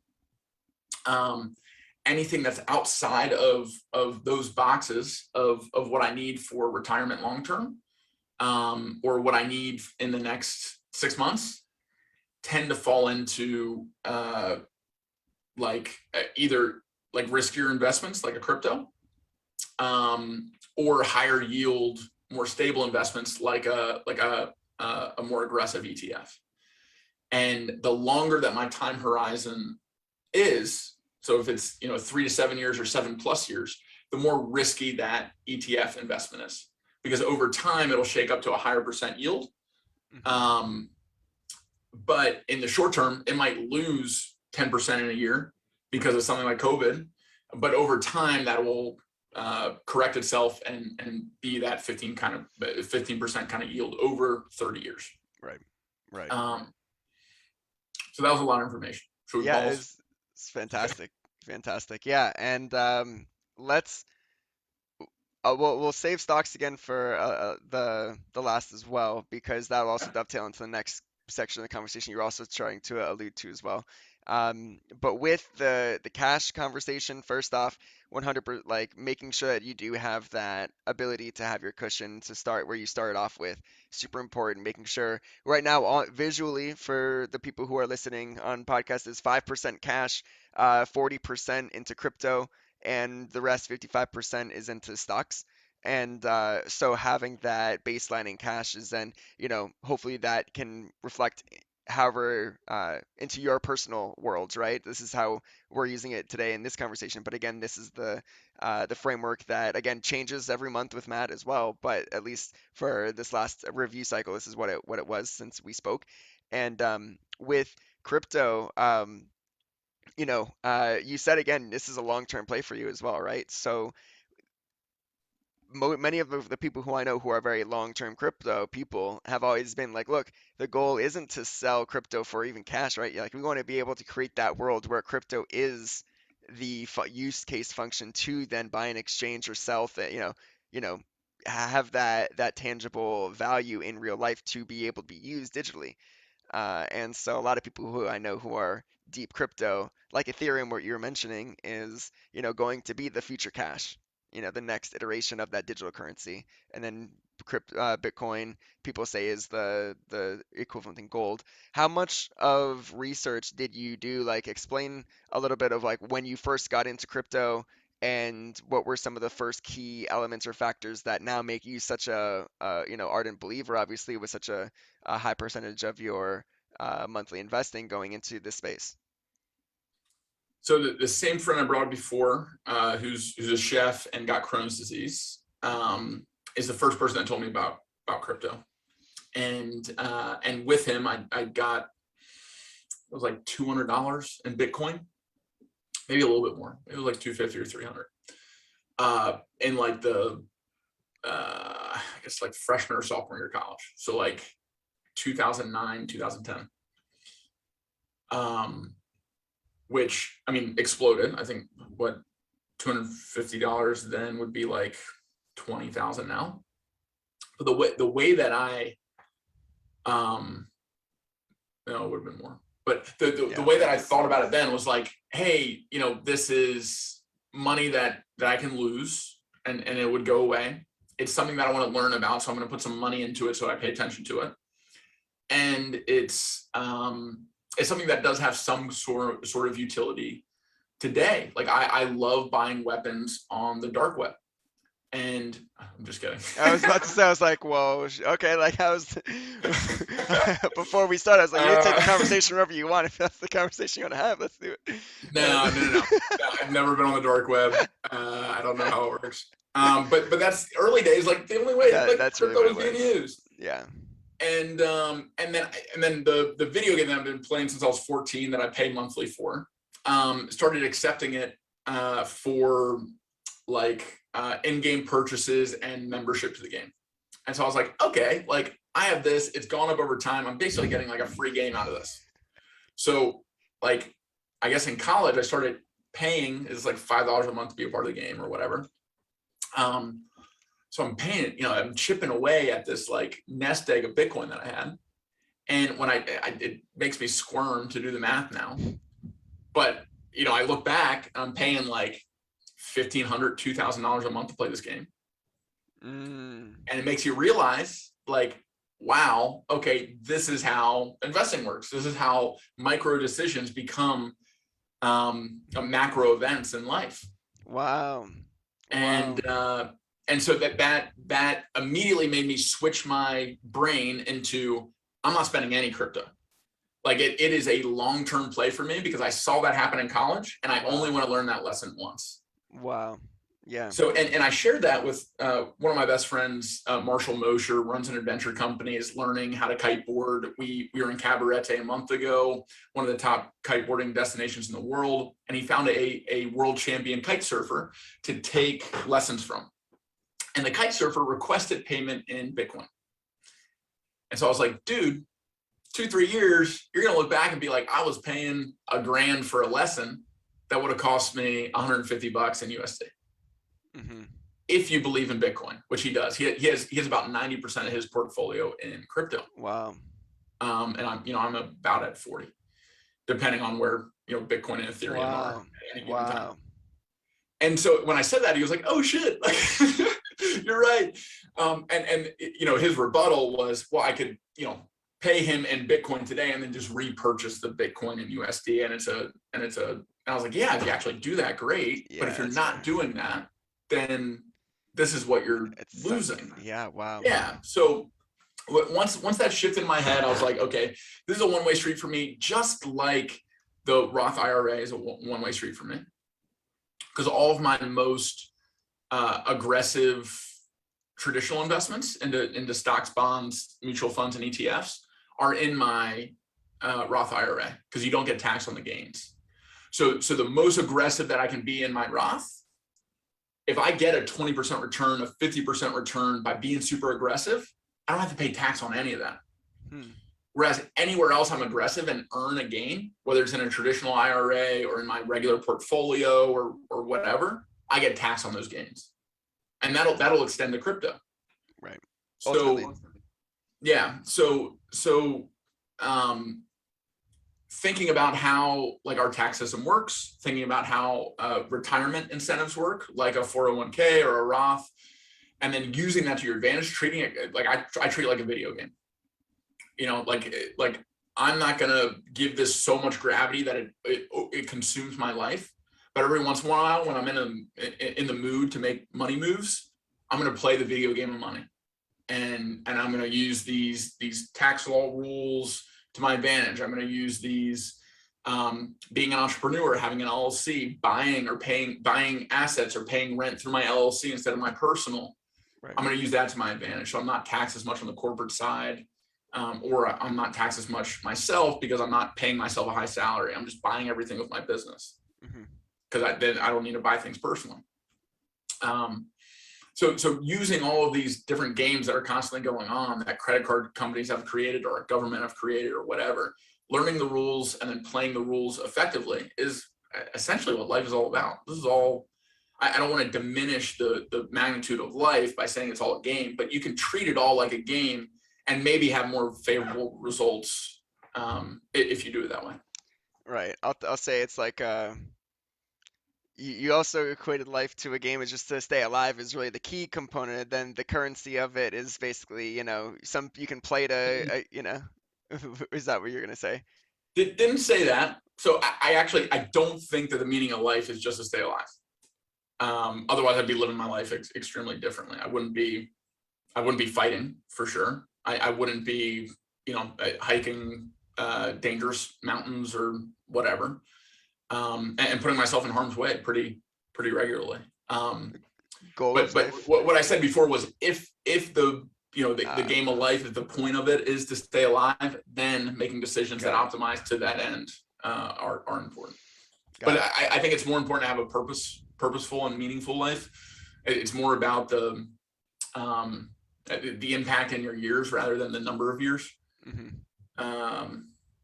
Does that mean I don't want to live long? No. But Right. does that mean that that's the only thing that matters? That the goal is to live to 150 or 200? No. Right.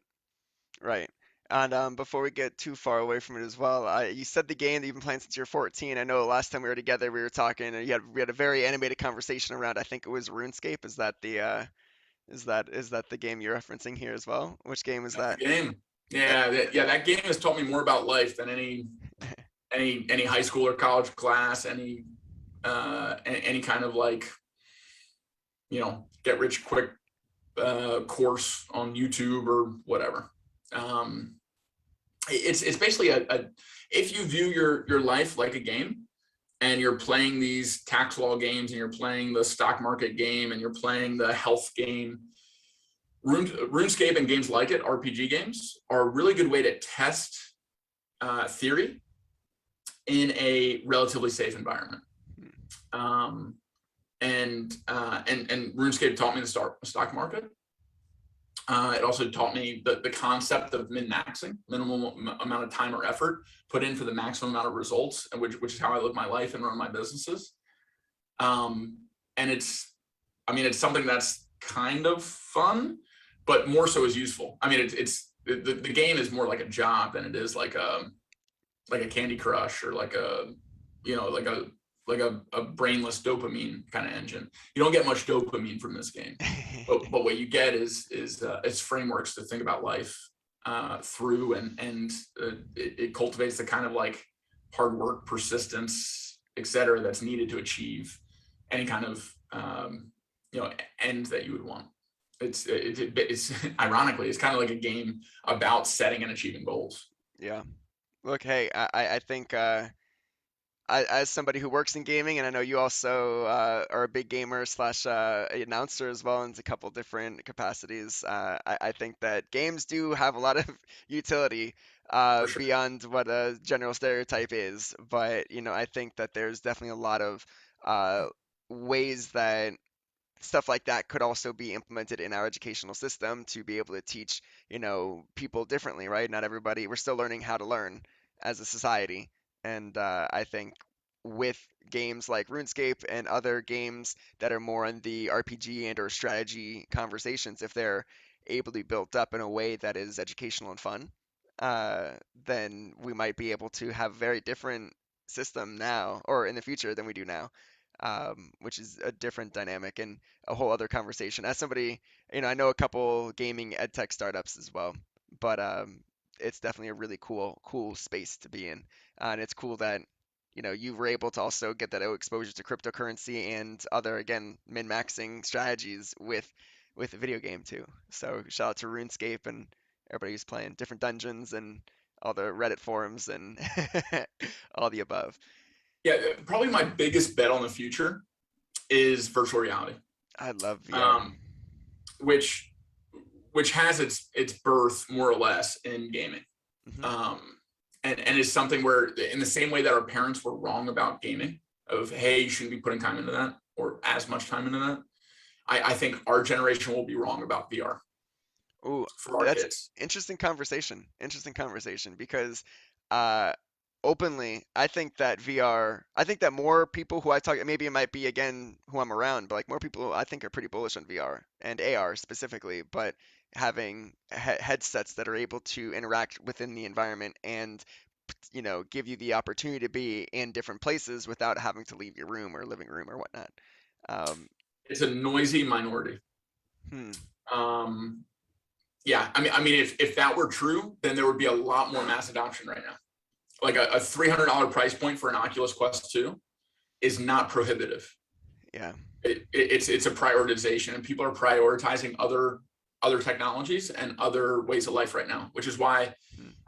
I personally believe the owner of Oculus, which is Facebook, is the most undervalued major tech company right now. I agree. Is Yeah, I mean they're building the virtual reality world that Ready Player One and Two write about, and science fiction is a predictor of future. That So metaverse, you the know, metaverse, exactly. So and I'm building both WellFest and Fight and Flow to be virtual companies, and we're building a B2B uh, monthly recurring revenue model hmm, in the short term until there's more mass adoption for VR, and then flipping the switch and transferring our content, our services, everything into the virtual world.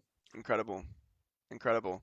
Yeah, I think that that's going to be huge and a very smart investment right now.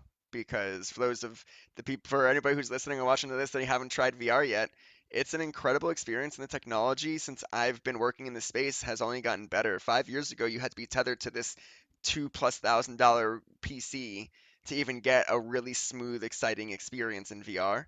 And now, again, to your point, Matt, it was just like now the entry level is only like $200 to get almost equivalent experience. Yeah, there's not going to be what I did experience, but it's going to be pretty damn close. And compare, add that Oh, it's on gonna be to better. yeah, It's gonna be better. I like the leaps that VR has made in just 5 years yeah, to how small and accessible it is, and how price. I mean, totally, so like pulling back the curtain a little bit, Facebook is losing about $1,000 per headset right now. So it costs a lot more to produce one of these, but they're putting it at such a big loss because they're going to make all that money back on software.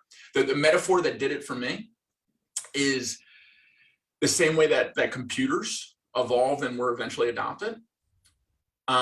If you think about VR through that lens, and first accept or at least like proceed down the potential reality that VR will be as mass adopted as cell phones are today.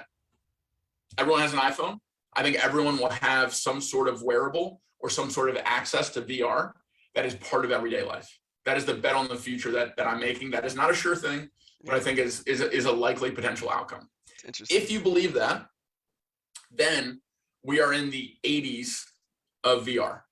So in the 80s, there were computers, but it was mostly in IBM warehouses and universities. Very few people had personal computers. And I think we're in like the late 80s where people were starting, the early adopters were starting to be really noisy about computers, talking about this thing, that could exist called the internet.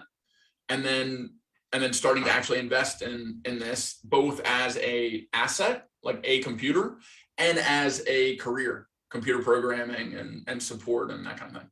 Yeah, And if you think about that, like we're kind of in the same space for VR right now. We're just starting to talk about the metaverse. Like Zuck is just now starting to be public about like, hey, we're changing the name of Facebook yep, because we believe so much in the metaverse that we're going to change our name to something related to the metaverse.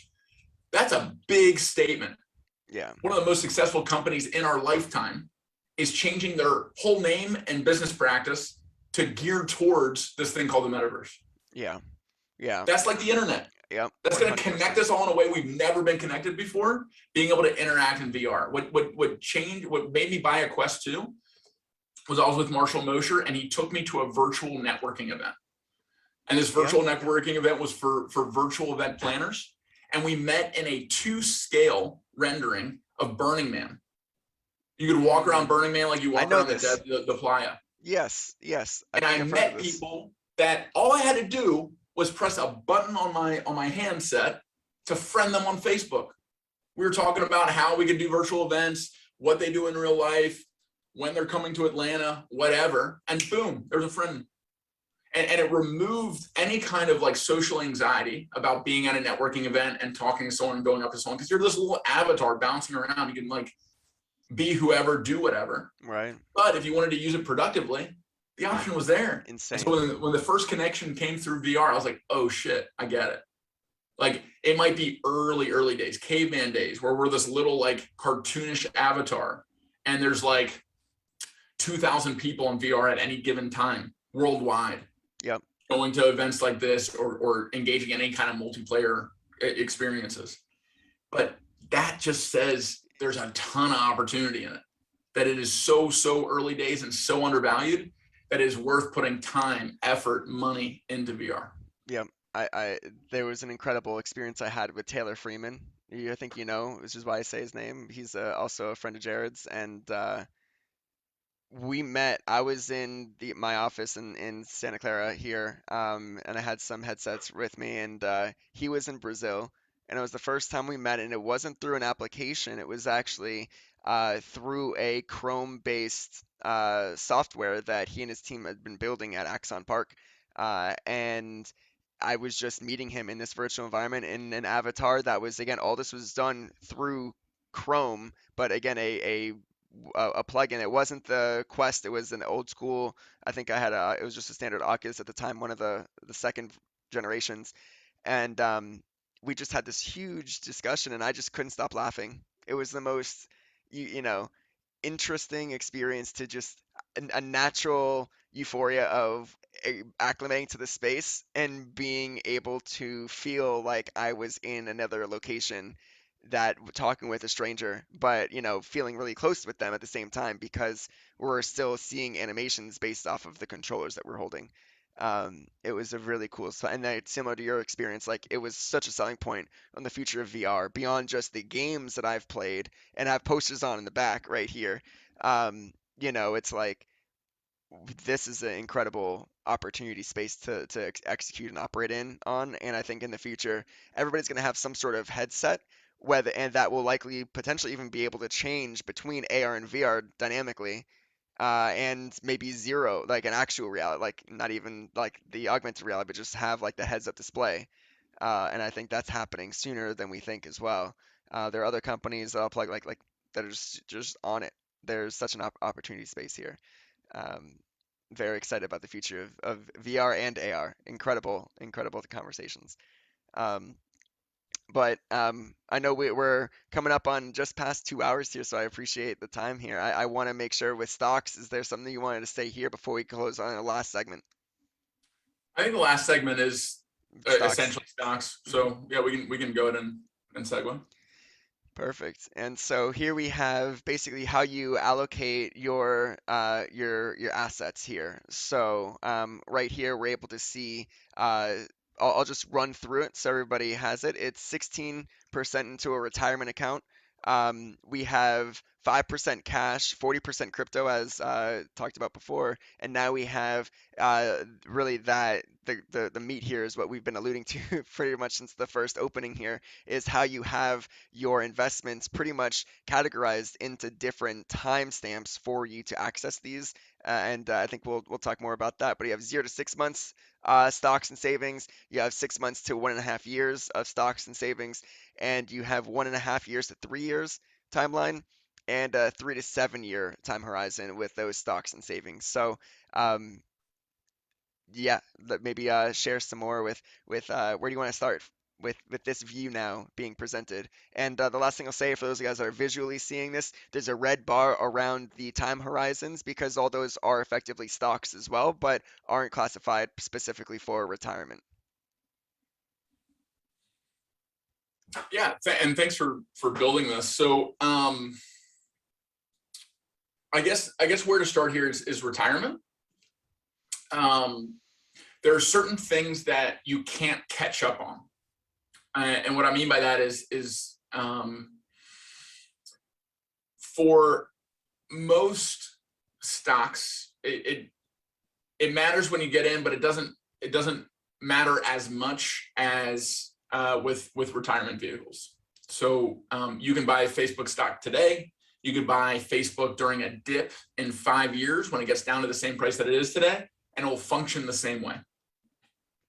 With something like a Roth IRA, the government has put a limit on how much you can put in per year, which means the Roth IRA is, in my opinion, the most dynamic investment vehicle for long-term savings. And that's because you only pay tax on what you put into it. You don't pay tax on what you take out of it. And what that means is it's a safe space for your money to become more money. So if you want to retire at some point, which I don't really want to retire, but this is the closest thing that I'll have to like true retirement savings. If you want to retire at some point and you want your money today to do the most good when you retire, Roth IRA is something you should start today, and you should max it out this year before the end of the year.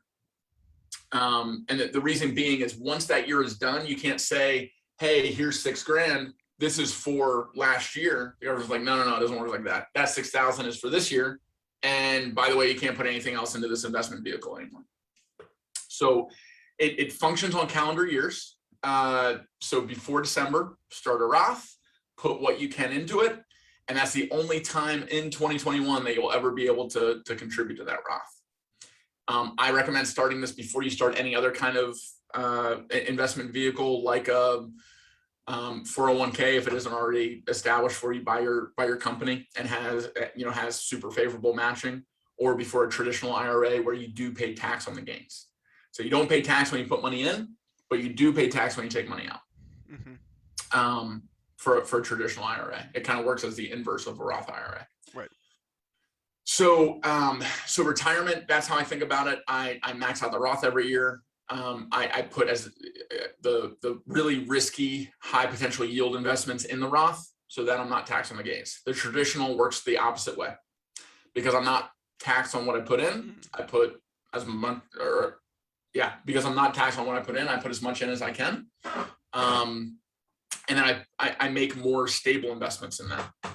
And that's money that I kind of have mentally earmarked for things like down payment in houses, which is one of the few exceptions of why you can take money out of a traditional or a Roth IRA. Huge. Before age 59 and a half.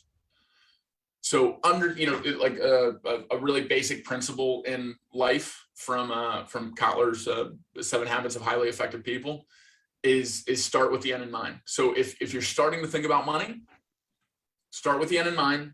Okay, if I have retirement, or if I want to have money, if I'm going to live a long time and I want money to be more money in the future, look into Roth IRA, then traditional IRA, then other forms of investment vehicles. If you have kids, look into I think it's a 429, where you can start to save money specifically for education or child related big expenses.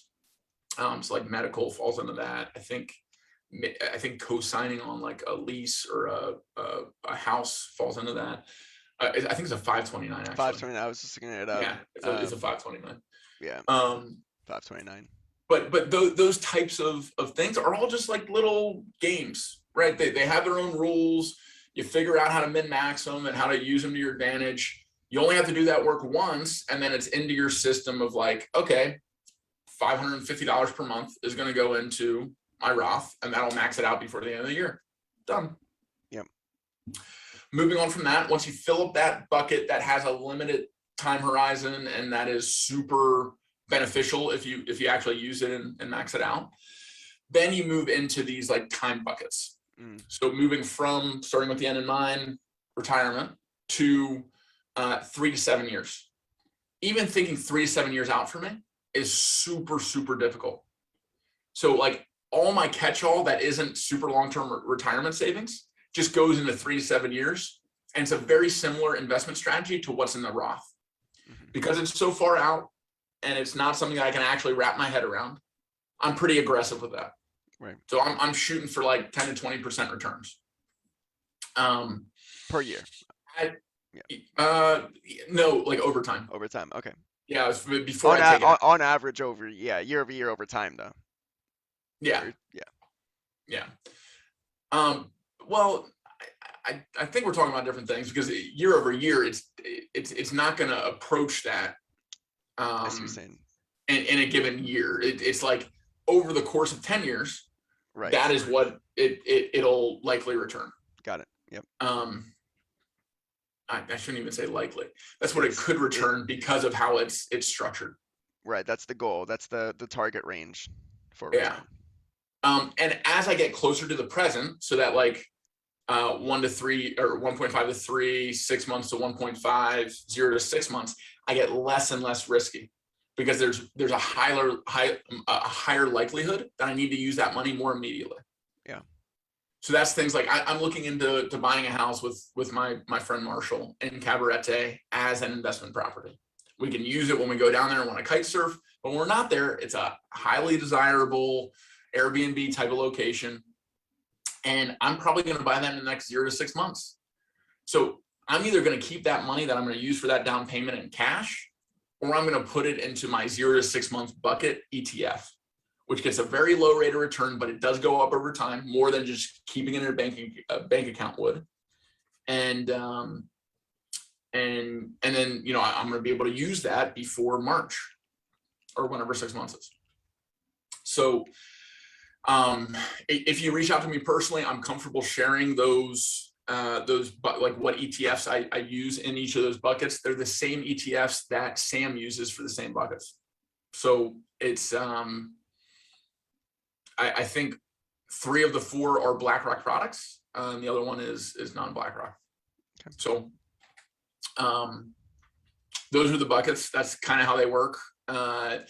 I was super against thinking about my life that way, in terms of like, you know, it's basically Sam, when I was like a single 27-year-old with like, you know, less than $10,000 in my name, would ask me like, when are you going to get an engagement ring? I was like I don't have a girlfriend. Yeah. It's like, yeah. I can't put an engagement ring in a 3 to 7 year bucket or a 1 to 3. Like, that's just out there. Yeah. You know, that'll happen when and if it happens. At some point. Yeah.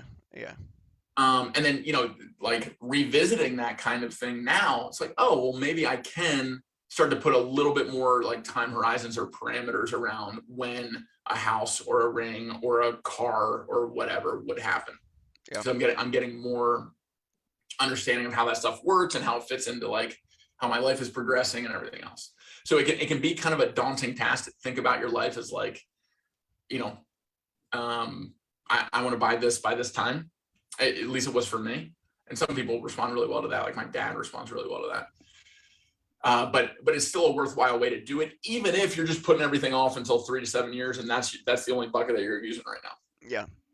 Yep. That isn't in your like emergency cash kind of savings in your checking account. Does that make sense? Yeah, exactly. I mean, everybody has, if they don't know exactly what they're going to need in 0 to 6, 6 to 1.5, 1 to 3, like realistically, that catch-all bucket could be that 3 to 7 year is I think what you're getting at, is just at least just keep that there for you. That's how it functions for me. So by far the biggest bucket for me is that like long-term, like I live on so little, and my income has gone up significantly in the last like 2 years. So there's more and more going into that longer term focus. And I'm starting to have to like revisit that and be like, okay, time to diversify to real estate, which is why the next 6 months will be the investment property. So with real estate right now, then, would you like to talk about that, and like where at least in the context of like what are your thoughts right now in the market, like in real estate in general, right now, since a little bit before we met, that's when I started really getting into it and really started talking about it a little bit more. But like, what are some of the things that are really attractive to you with real estate, and what are some of the things that you see happening? And I think the place you mentioned is in the Dominican Republic as well, so it's not even in the U.S. real estate market, which is even more fascinating. I wouldn't buy in the U.S. right now, at least not in a major city. Mm-hmm. Maybe land, even land is at a premium right now because everyone's looking at real estate as an investment post-COVID.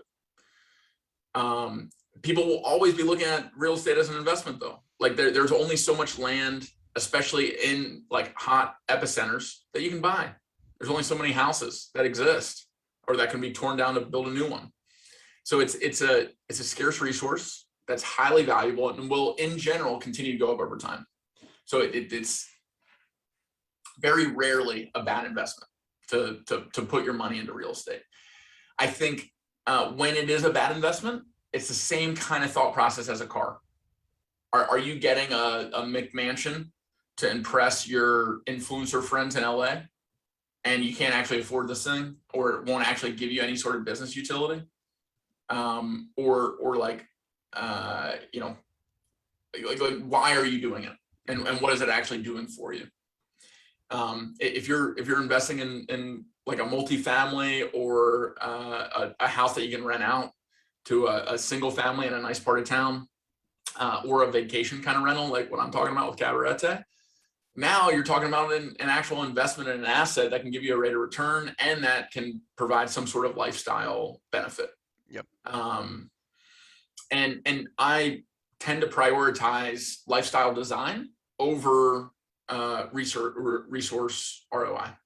So while I think that this 𝗵𝗵𝗸𝗲 house will grow in value over time and it'll cash flow me while I pay the mortgage and earn equity in the house, I also know that even if that all goes to shit, I'll get to use it as my beach house where I kite surf and part of the 𝗵𝗵𝗸𝗲 community.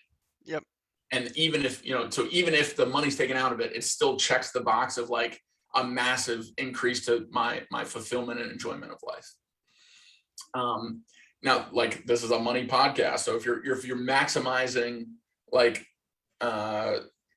money as your main focus and how you're thinking about real estate, then investing in something that is super low risk and just churns out, you know, like it covers the mortgage and churns out some sort of cash flow that you can reinvest into more real estate and more real estate and more real estate. I think the book's like Rich Dad, Poor Dad, where it talks about that.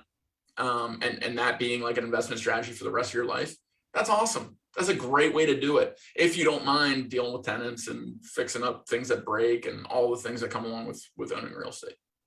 Yeah. So, not an expert on real estate, not going to become an expert in real estate, going to rely on friends that are real estate agents and really focus on it, trust their opinions, invest when I have the means to do so, not stretch to do it, not get things that seem too good to be true. And if I miss out on an opportunity, so be it. That's okay. The opportunity would be making more money, and that's not what I'm optimizing my life for. Yep. Totally makes sense. Totally makes sense. And yeah, and I would I think that that's a super exciting opportunity to talk about life design versus again like your how you're optimizing the ROI on what you're buying, like the resources. I think that that's actually really unique and it's a really interesting dynamic, especially with real estate, because it becomes a business. And then, as one of the things we can talk about it right now as well is like how you operate a business. Like so many of the expenses with business are also really expenses you're going to have as well. Just that, you know, if you're needing to visit the property to fix up and just maintain what needs to be maintained, right? You can then actually write that flight and some of the food and other expenses while you're there off because it is effectively a business trip. And so if you have that annual trip to 𝗵𝗵𝗸𝗲 and, you know, Dominican Republic, then, you know, hey, like it's cool if you're going there to have, you know, to kite surf and have fun too, but it's ultimately a business trip and you're going to be able to, you know, work on the property, check on tenants potentially if there's an Airbnb situation, like, hey, I need to, you know, check people in or whatever it might be. It actually becomes that designed lifestyle where you can be able to go to a place you really like to go and also, you know, have it be a tax write-off too for some of the stuff you have to do there. Um, and I think that's really what a powerful tool that when you work in a place, that intentional conversation, right? If you intentionally work in places and work towards things in industries that you're excited about working in and on products and services that you're excited about working on, then some of the trips that you're going to be taking for work end up also being for fun too because you're excited about it, right? It's something that you're very, you know, you're looking forward to experiencing and doing yourself too, right? And I think, You're describing my whole life.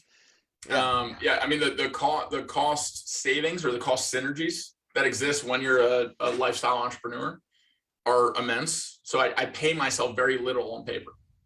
Hmm. but I cover my basic needs, and I have enough that I pay myself to put into personal investment vehicles like a Roth. Everything else I'm reinvesting back into businesses because that's money that will make me more money because I'm betting on myself. So this is like what we're discussing is just like personal finance money. Hmm. That doesn't include the money in WellFest, the money in Fight and Flow, the money in Brawl for a Cause. Right. So if I take a trip out to San Francisco and take you out to dinner after we just talked about you becoming a brawler and we discuss your campaign for Brawl for a Cause, and we make progress on you signing up, you launching your campaign, and you working towards fighting in the event, boom, it's a business dinner because 100%. it leads to revenue coming into the business that especially money that exceeds what a lunch at a coffee shop is. Yep. It's 100%. a worthwhile investment that is high integrity and viewed from our tax system as a reasonable expense for a business to take on, even a nonprofit. 100%. I exactly.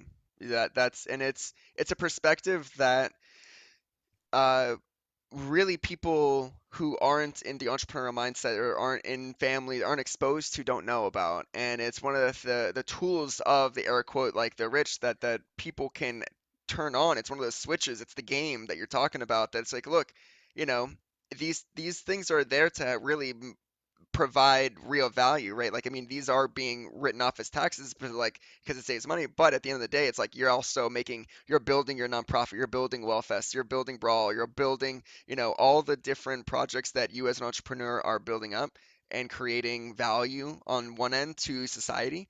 You're also being able to get that reward of building it up with, which is that like, having that dinner as a write-off as an example, right? And I think um, only such a few amount of people actually really understand that dynamic and how they can then turn their passions into their work and their dream, right, with that intention, that once they understand that dynamic, it all flips the switch, right? Like for hopping for a cure, when I visit my chapters at the different universities, the same dynamic. When I visit property in Austin, sure, like same dynamic. It's like they're different when being able to have the specific assets that are able to work for you and not just the financial ROI aspect, but also even get that life design is a really unique tool that really opens up a lot of opportunities for people to change their lives pretty substantially.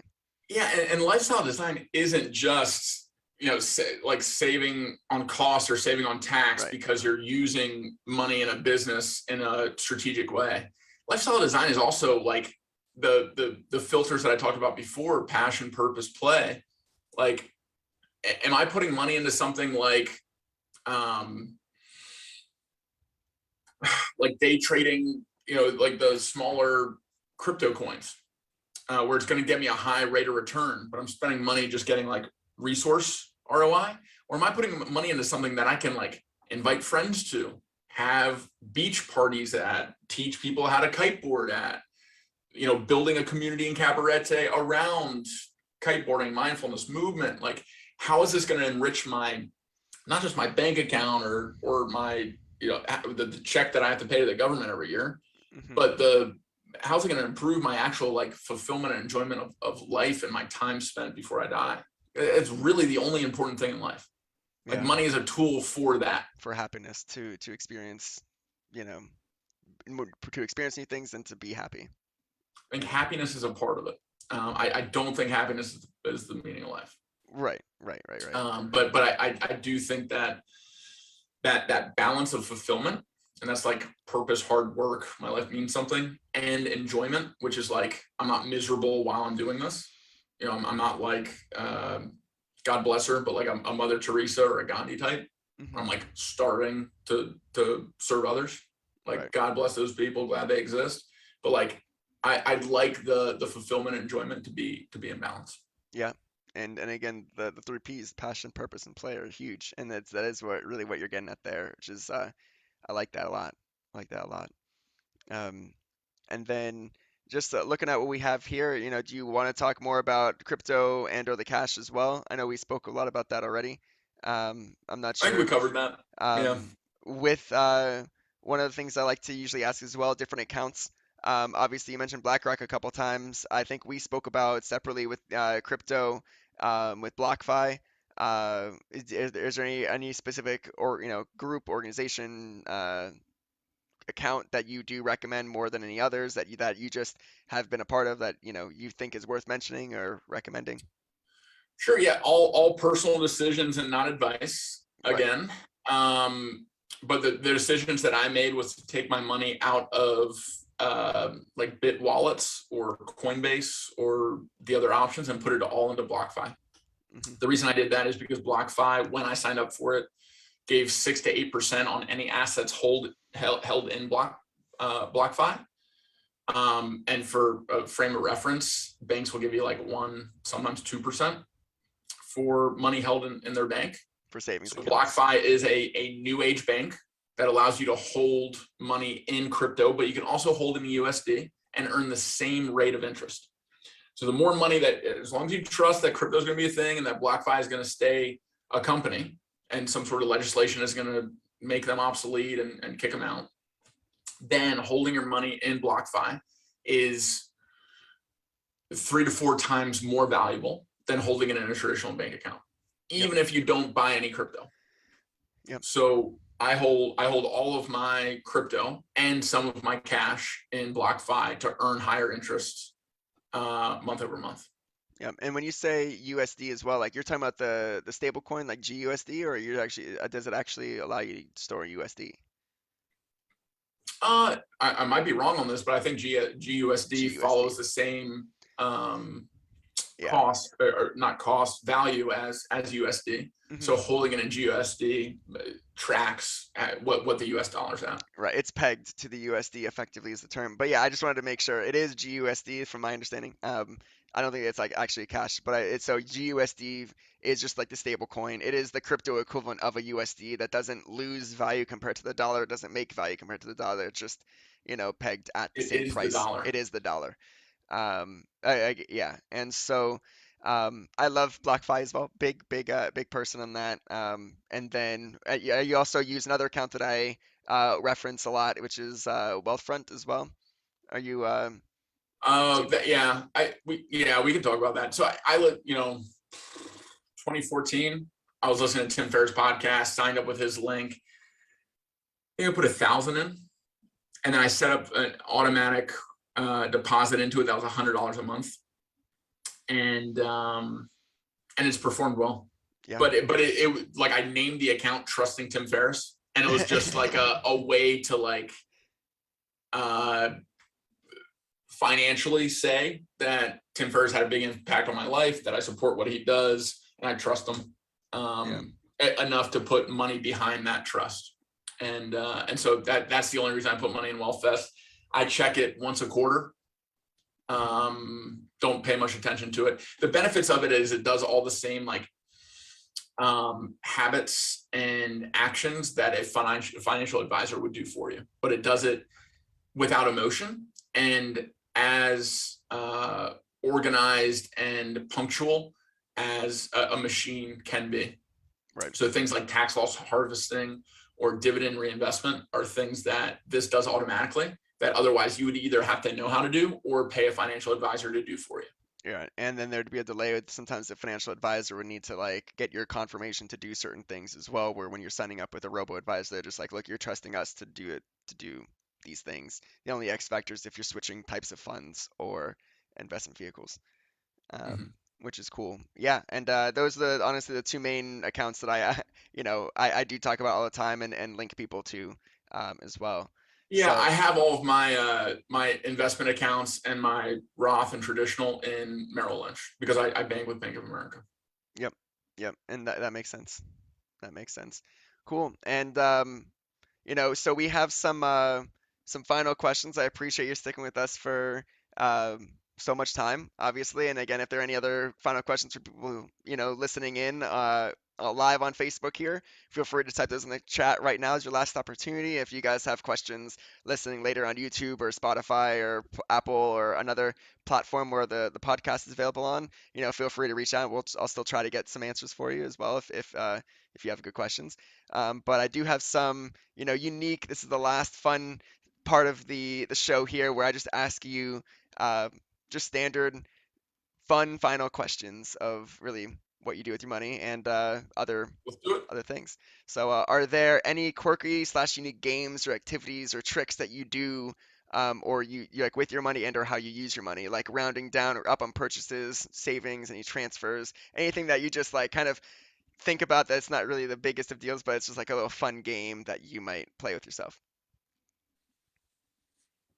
I think the one way, like the like mindset shift I talked about earlier, Hmm. where it's like, hey, any money I spend that's crypto is like spending a multiple of that, is the closest thing that mimics that. I actually think that it is a waste of time and mental energy to do that, like rounding, or like the money from this project goes to this thing because of how you think about it. Like I think that the most efficient and effective way to think about money is money in, money out, Yep. and not keeping track of where it comes from or where it's going to, but more so being objective with like when you're in survival mode and figuring out like what you need and where it goes. It's less so like, because I'm making extra money through this, I'm gonna put that money away, or I'm gonna put that money towards this or whatever. I think that people end up spinning their wheels a lot Yep.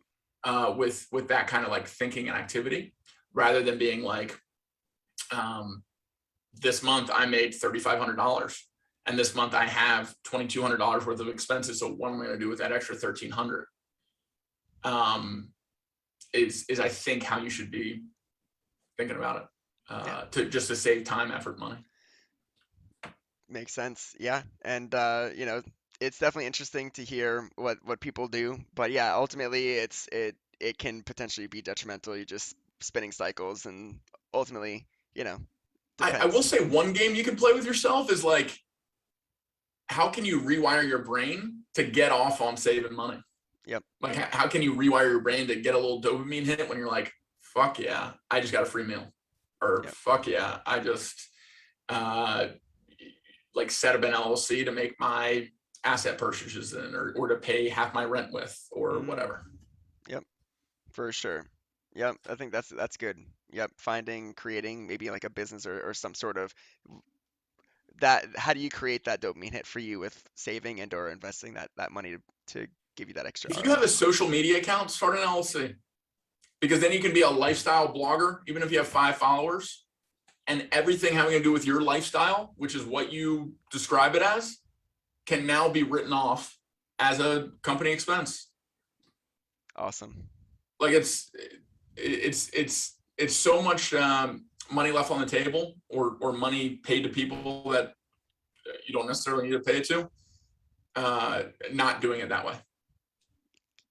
Amazing. Yes, 100%. You can get again, there are stories with some people who are very much in the main in the media about like haircuts can be written off and other stuff like that for appearances, and it's exactly what you're talking about. I do Next, that. yeah, next question is what is, if you have one, a guilty pleasure? Oh, this fucking video game. Yes. Yeah. The amount of time I've spent on RuneScape is obscene. I've lived a second life. I mean, Yeah. and it's part of why I'm so efficient in my waking life, is because I put down in this ridiculous game, Yeah. which has taught me a lot, and I'm grateful for. But also, like, I could probably spend less time on it, That's fair. and gaming in general. But like, yeah, when I look at my addictions, the ones that I've weeded out are ones that don't give me any sort of return on investment. So like, when I was smoking weed all day, every day for like 3 years. Okay, that's no longer like serving. Maybe once a week for a creative burst, or for more relaxation, or when I'm in pain or whatever. Like finding some sort of balance to addictions, I think is a good thing. The addiction that has dominated my like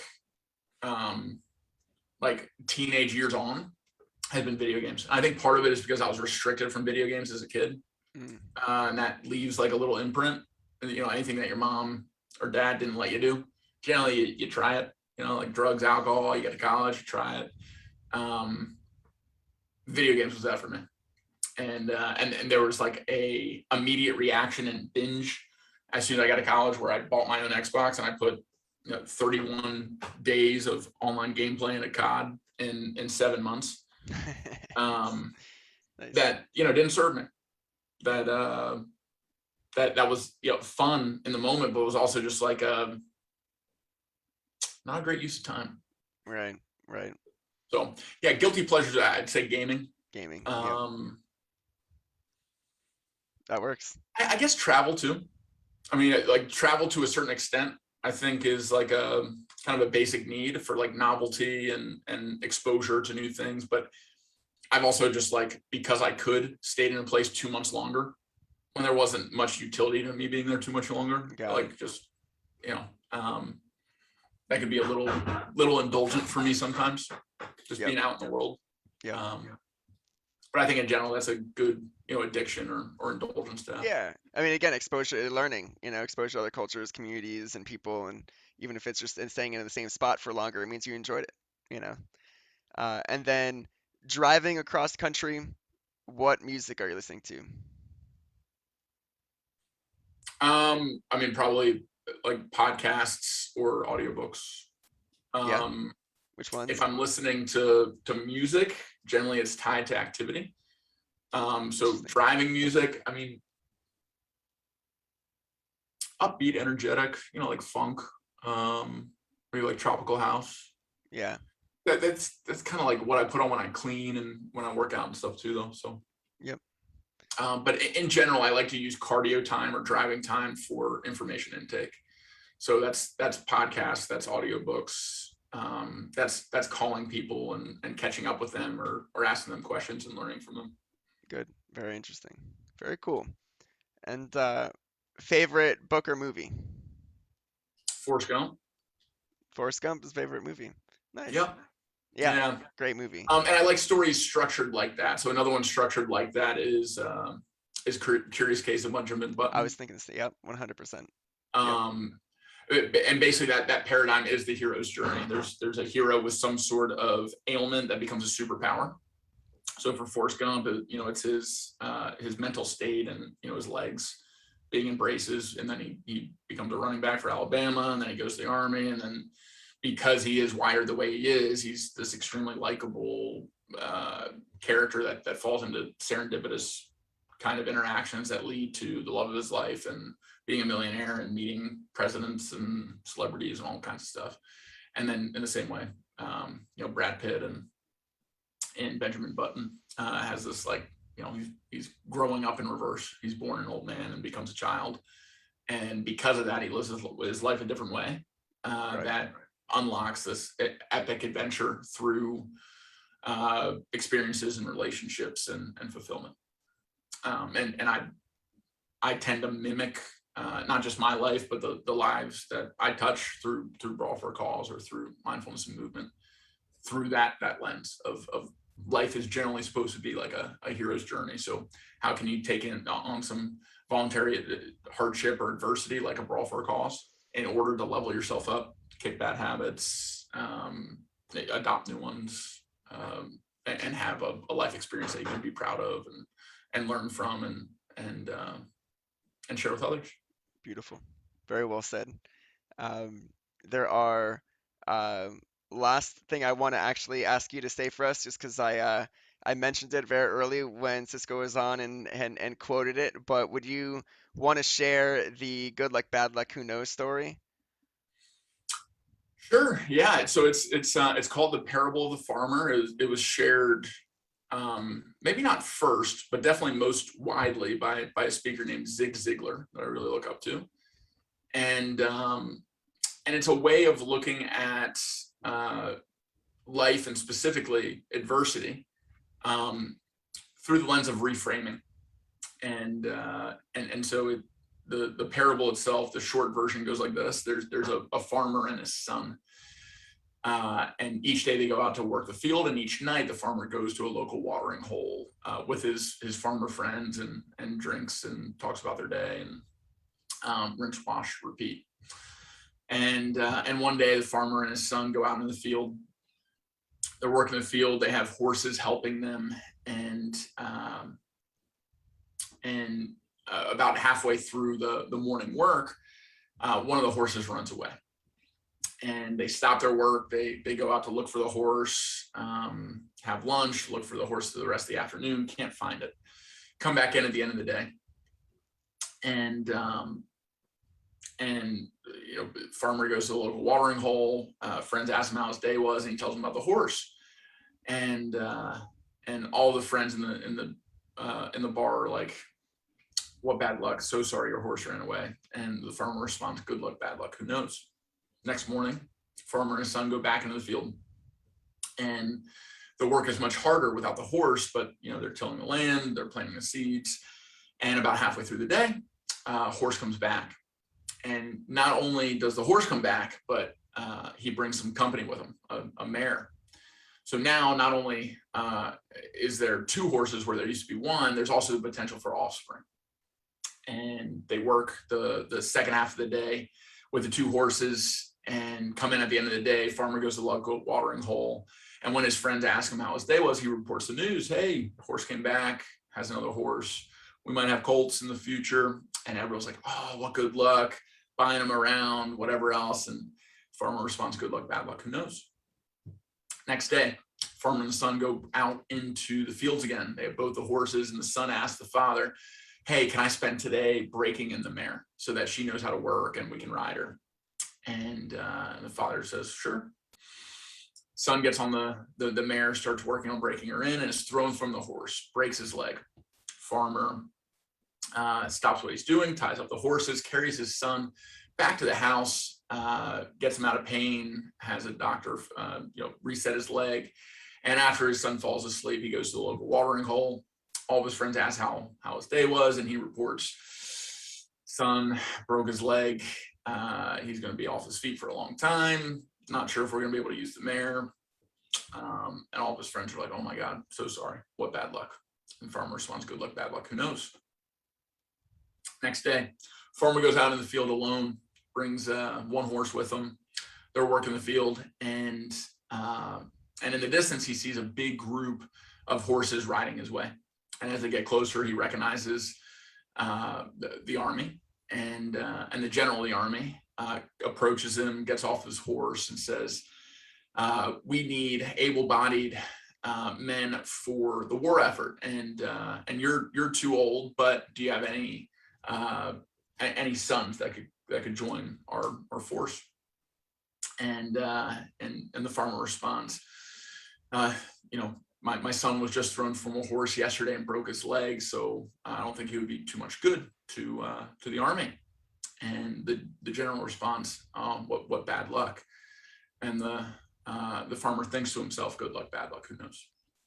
And the reason why I love that parable is, depending on who you are and what part of the story you're in, what constitutes good luck or bad luck changes.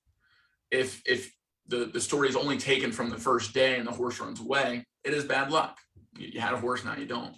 But if you knew in that moment that the horse was running away to bring back a mate, then you would see the horse running away as good luck.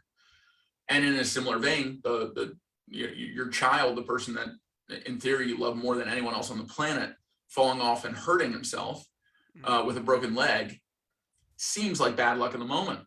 But when you look at it through the macro lens of now he's not going to a war effort where more serious harm could occur to him, and he would be away from me and the farm for a longer period of time. Now it's a really good thing that the short-term pain of a broken leg superseded the long-term pain of son going to war and potentially son dying. So it's really simple. It's really true.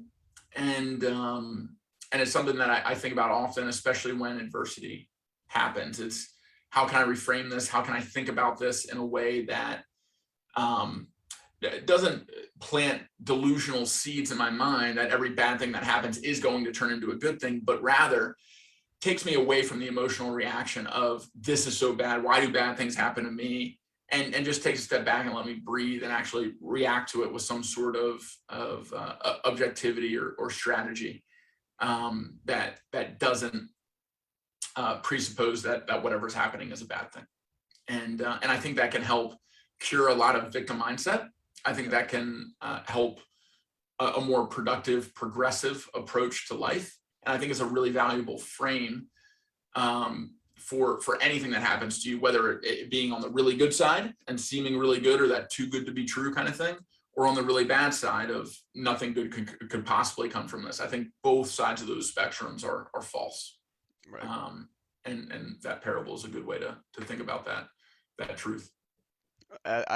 First time I heard it was from you, and I think you tell it really well. I really appreciate you telling that here. And for me, since we met, and even just having on the show, it's been amazing luck on my end. I'm really honored to have become friends and have you here on the show.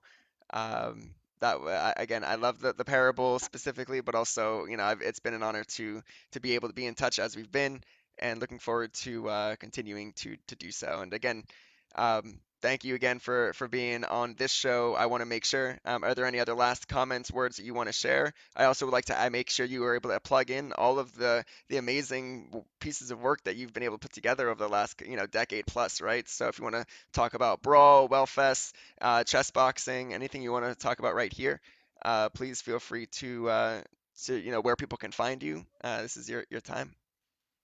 Thanks. Yeah, thanks a lot for having me on.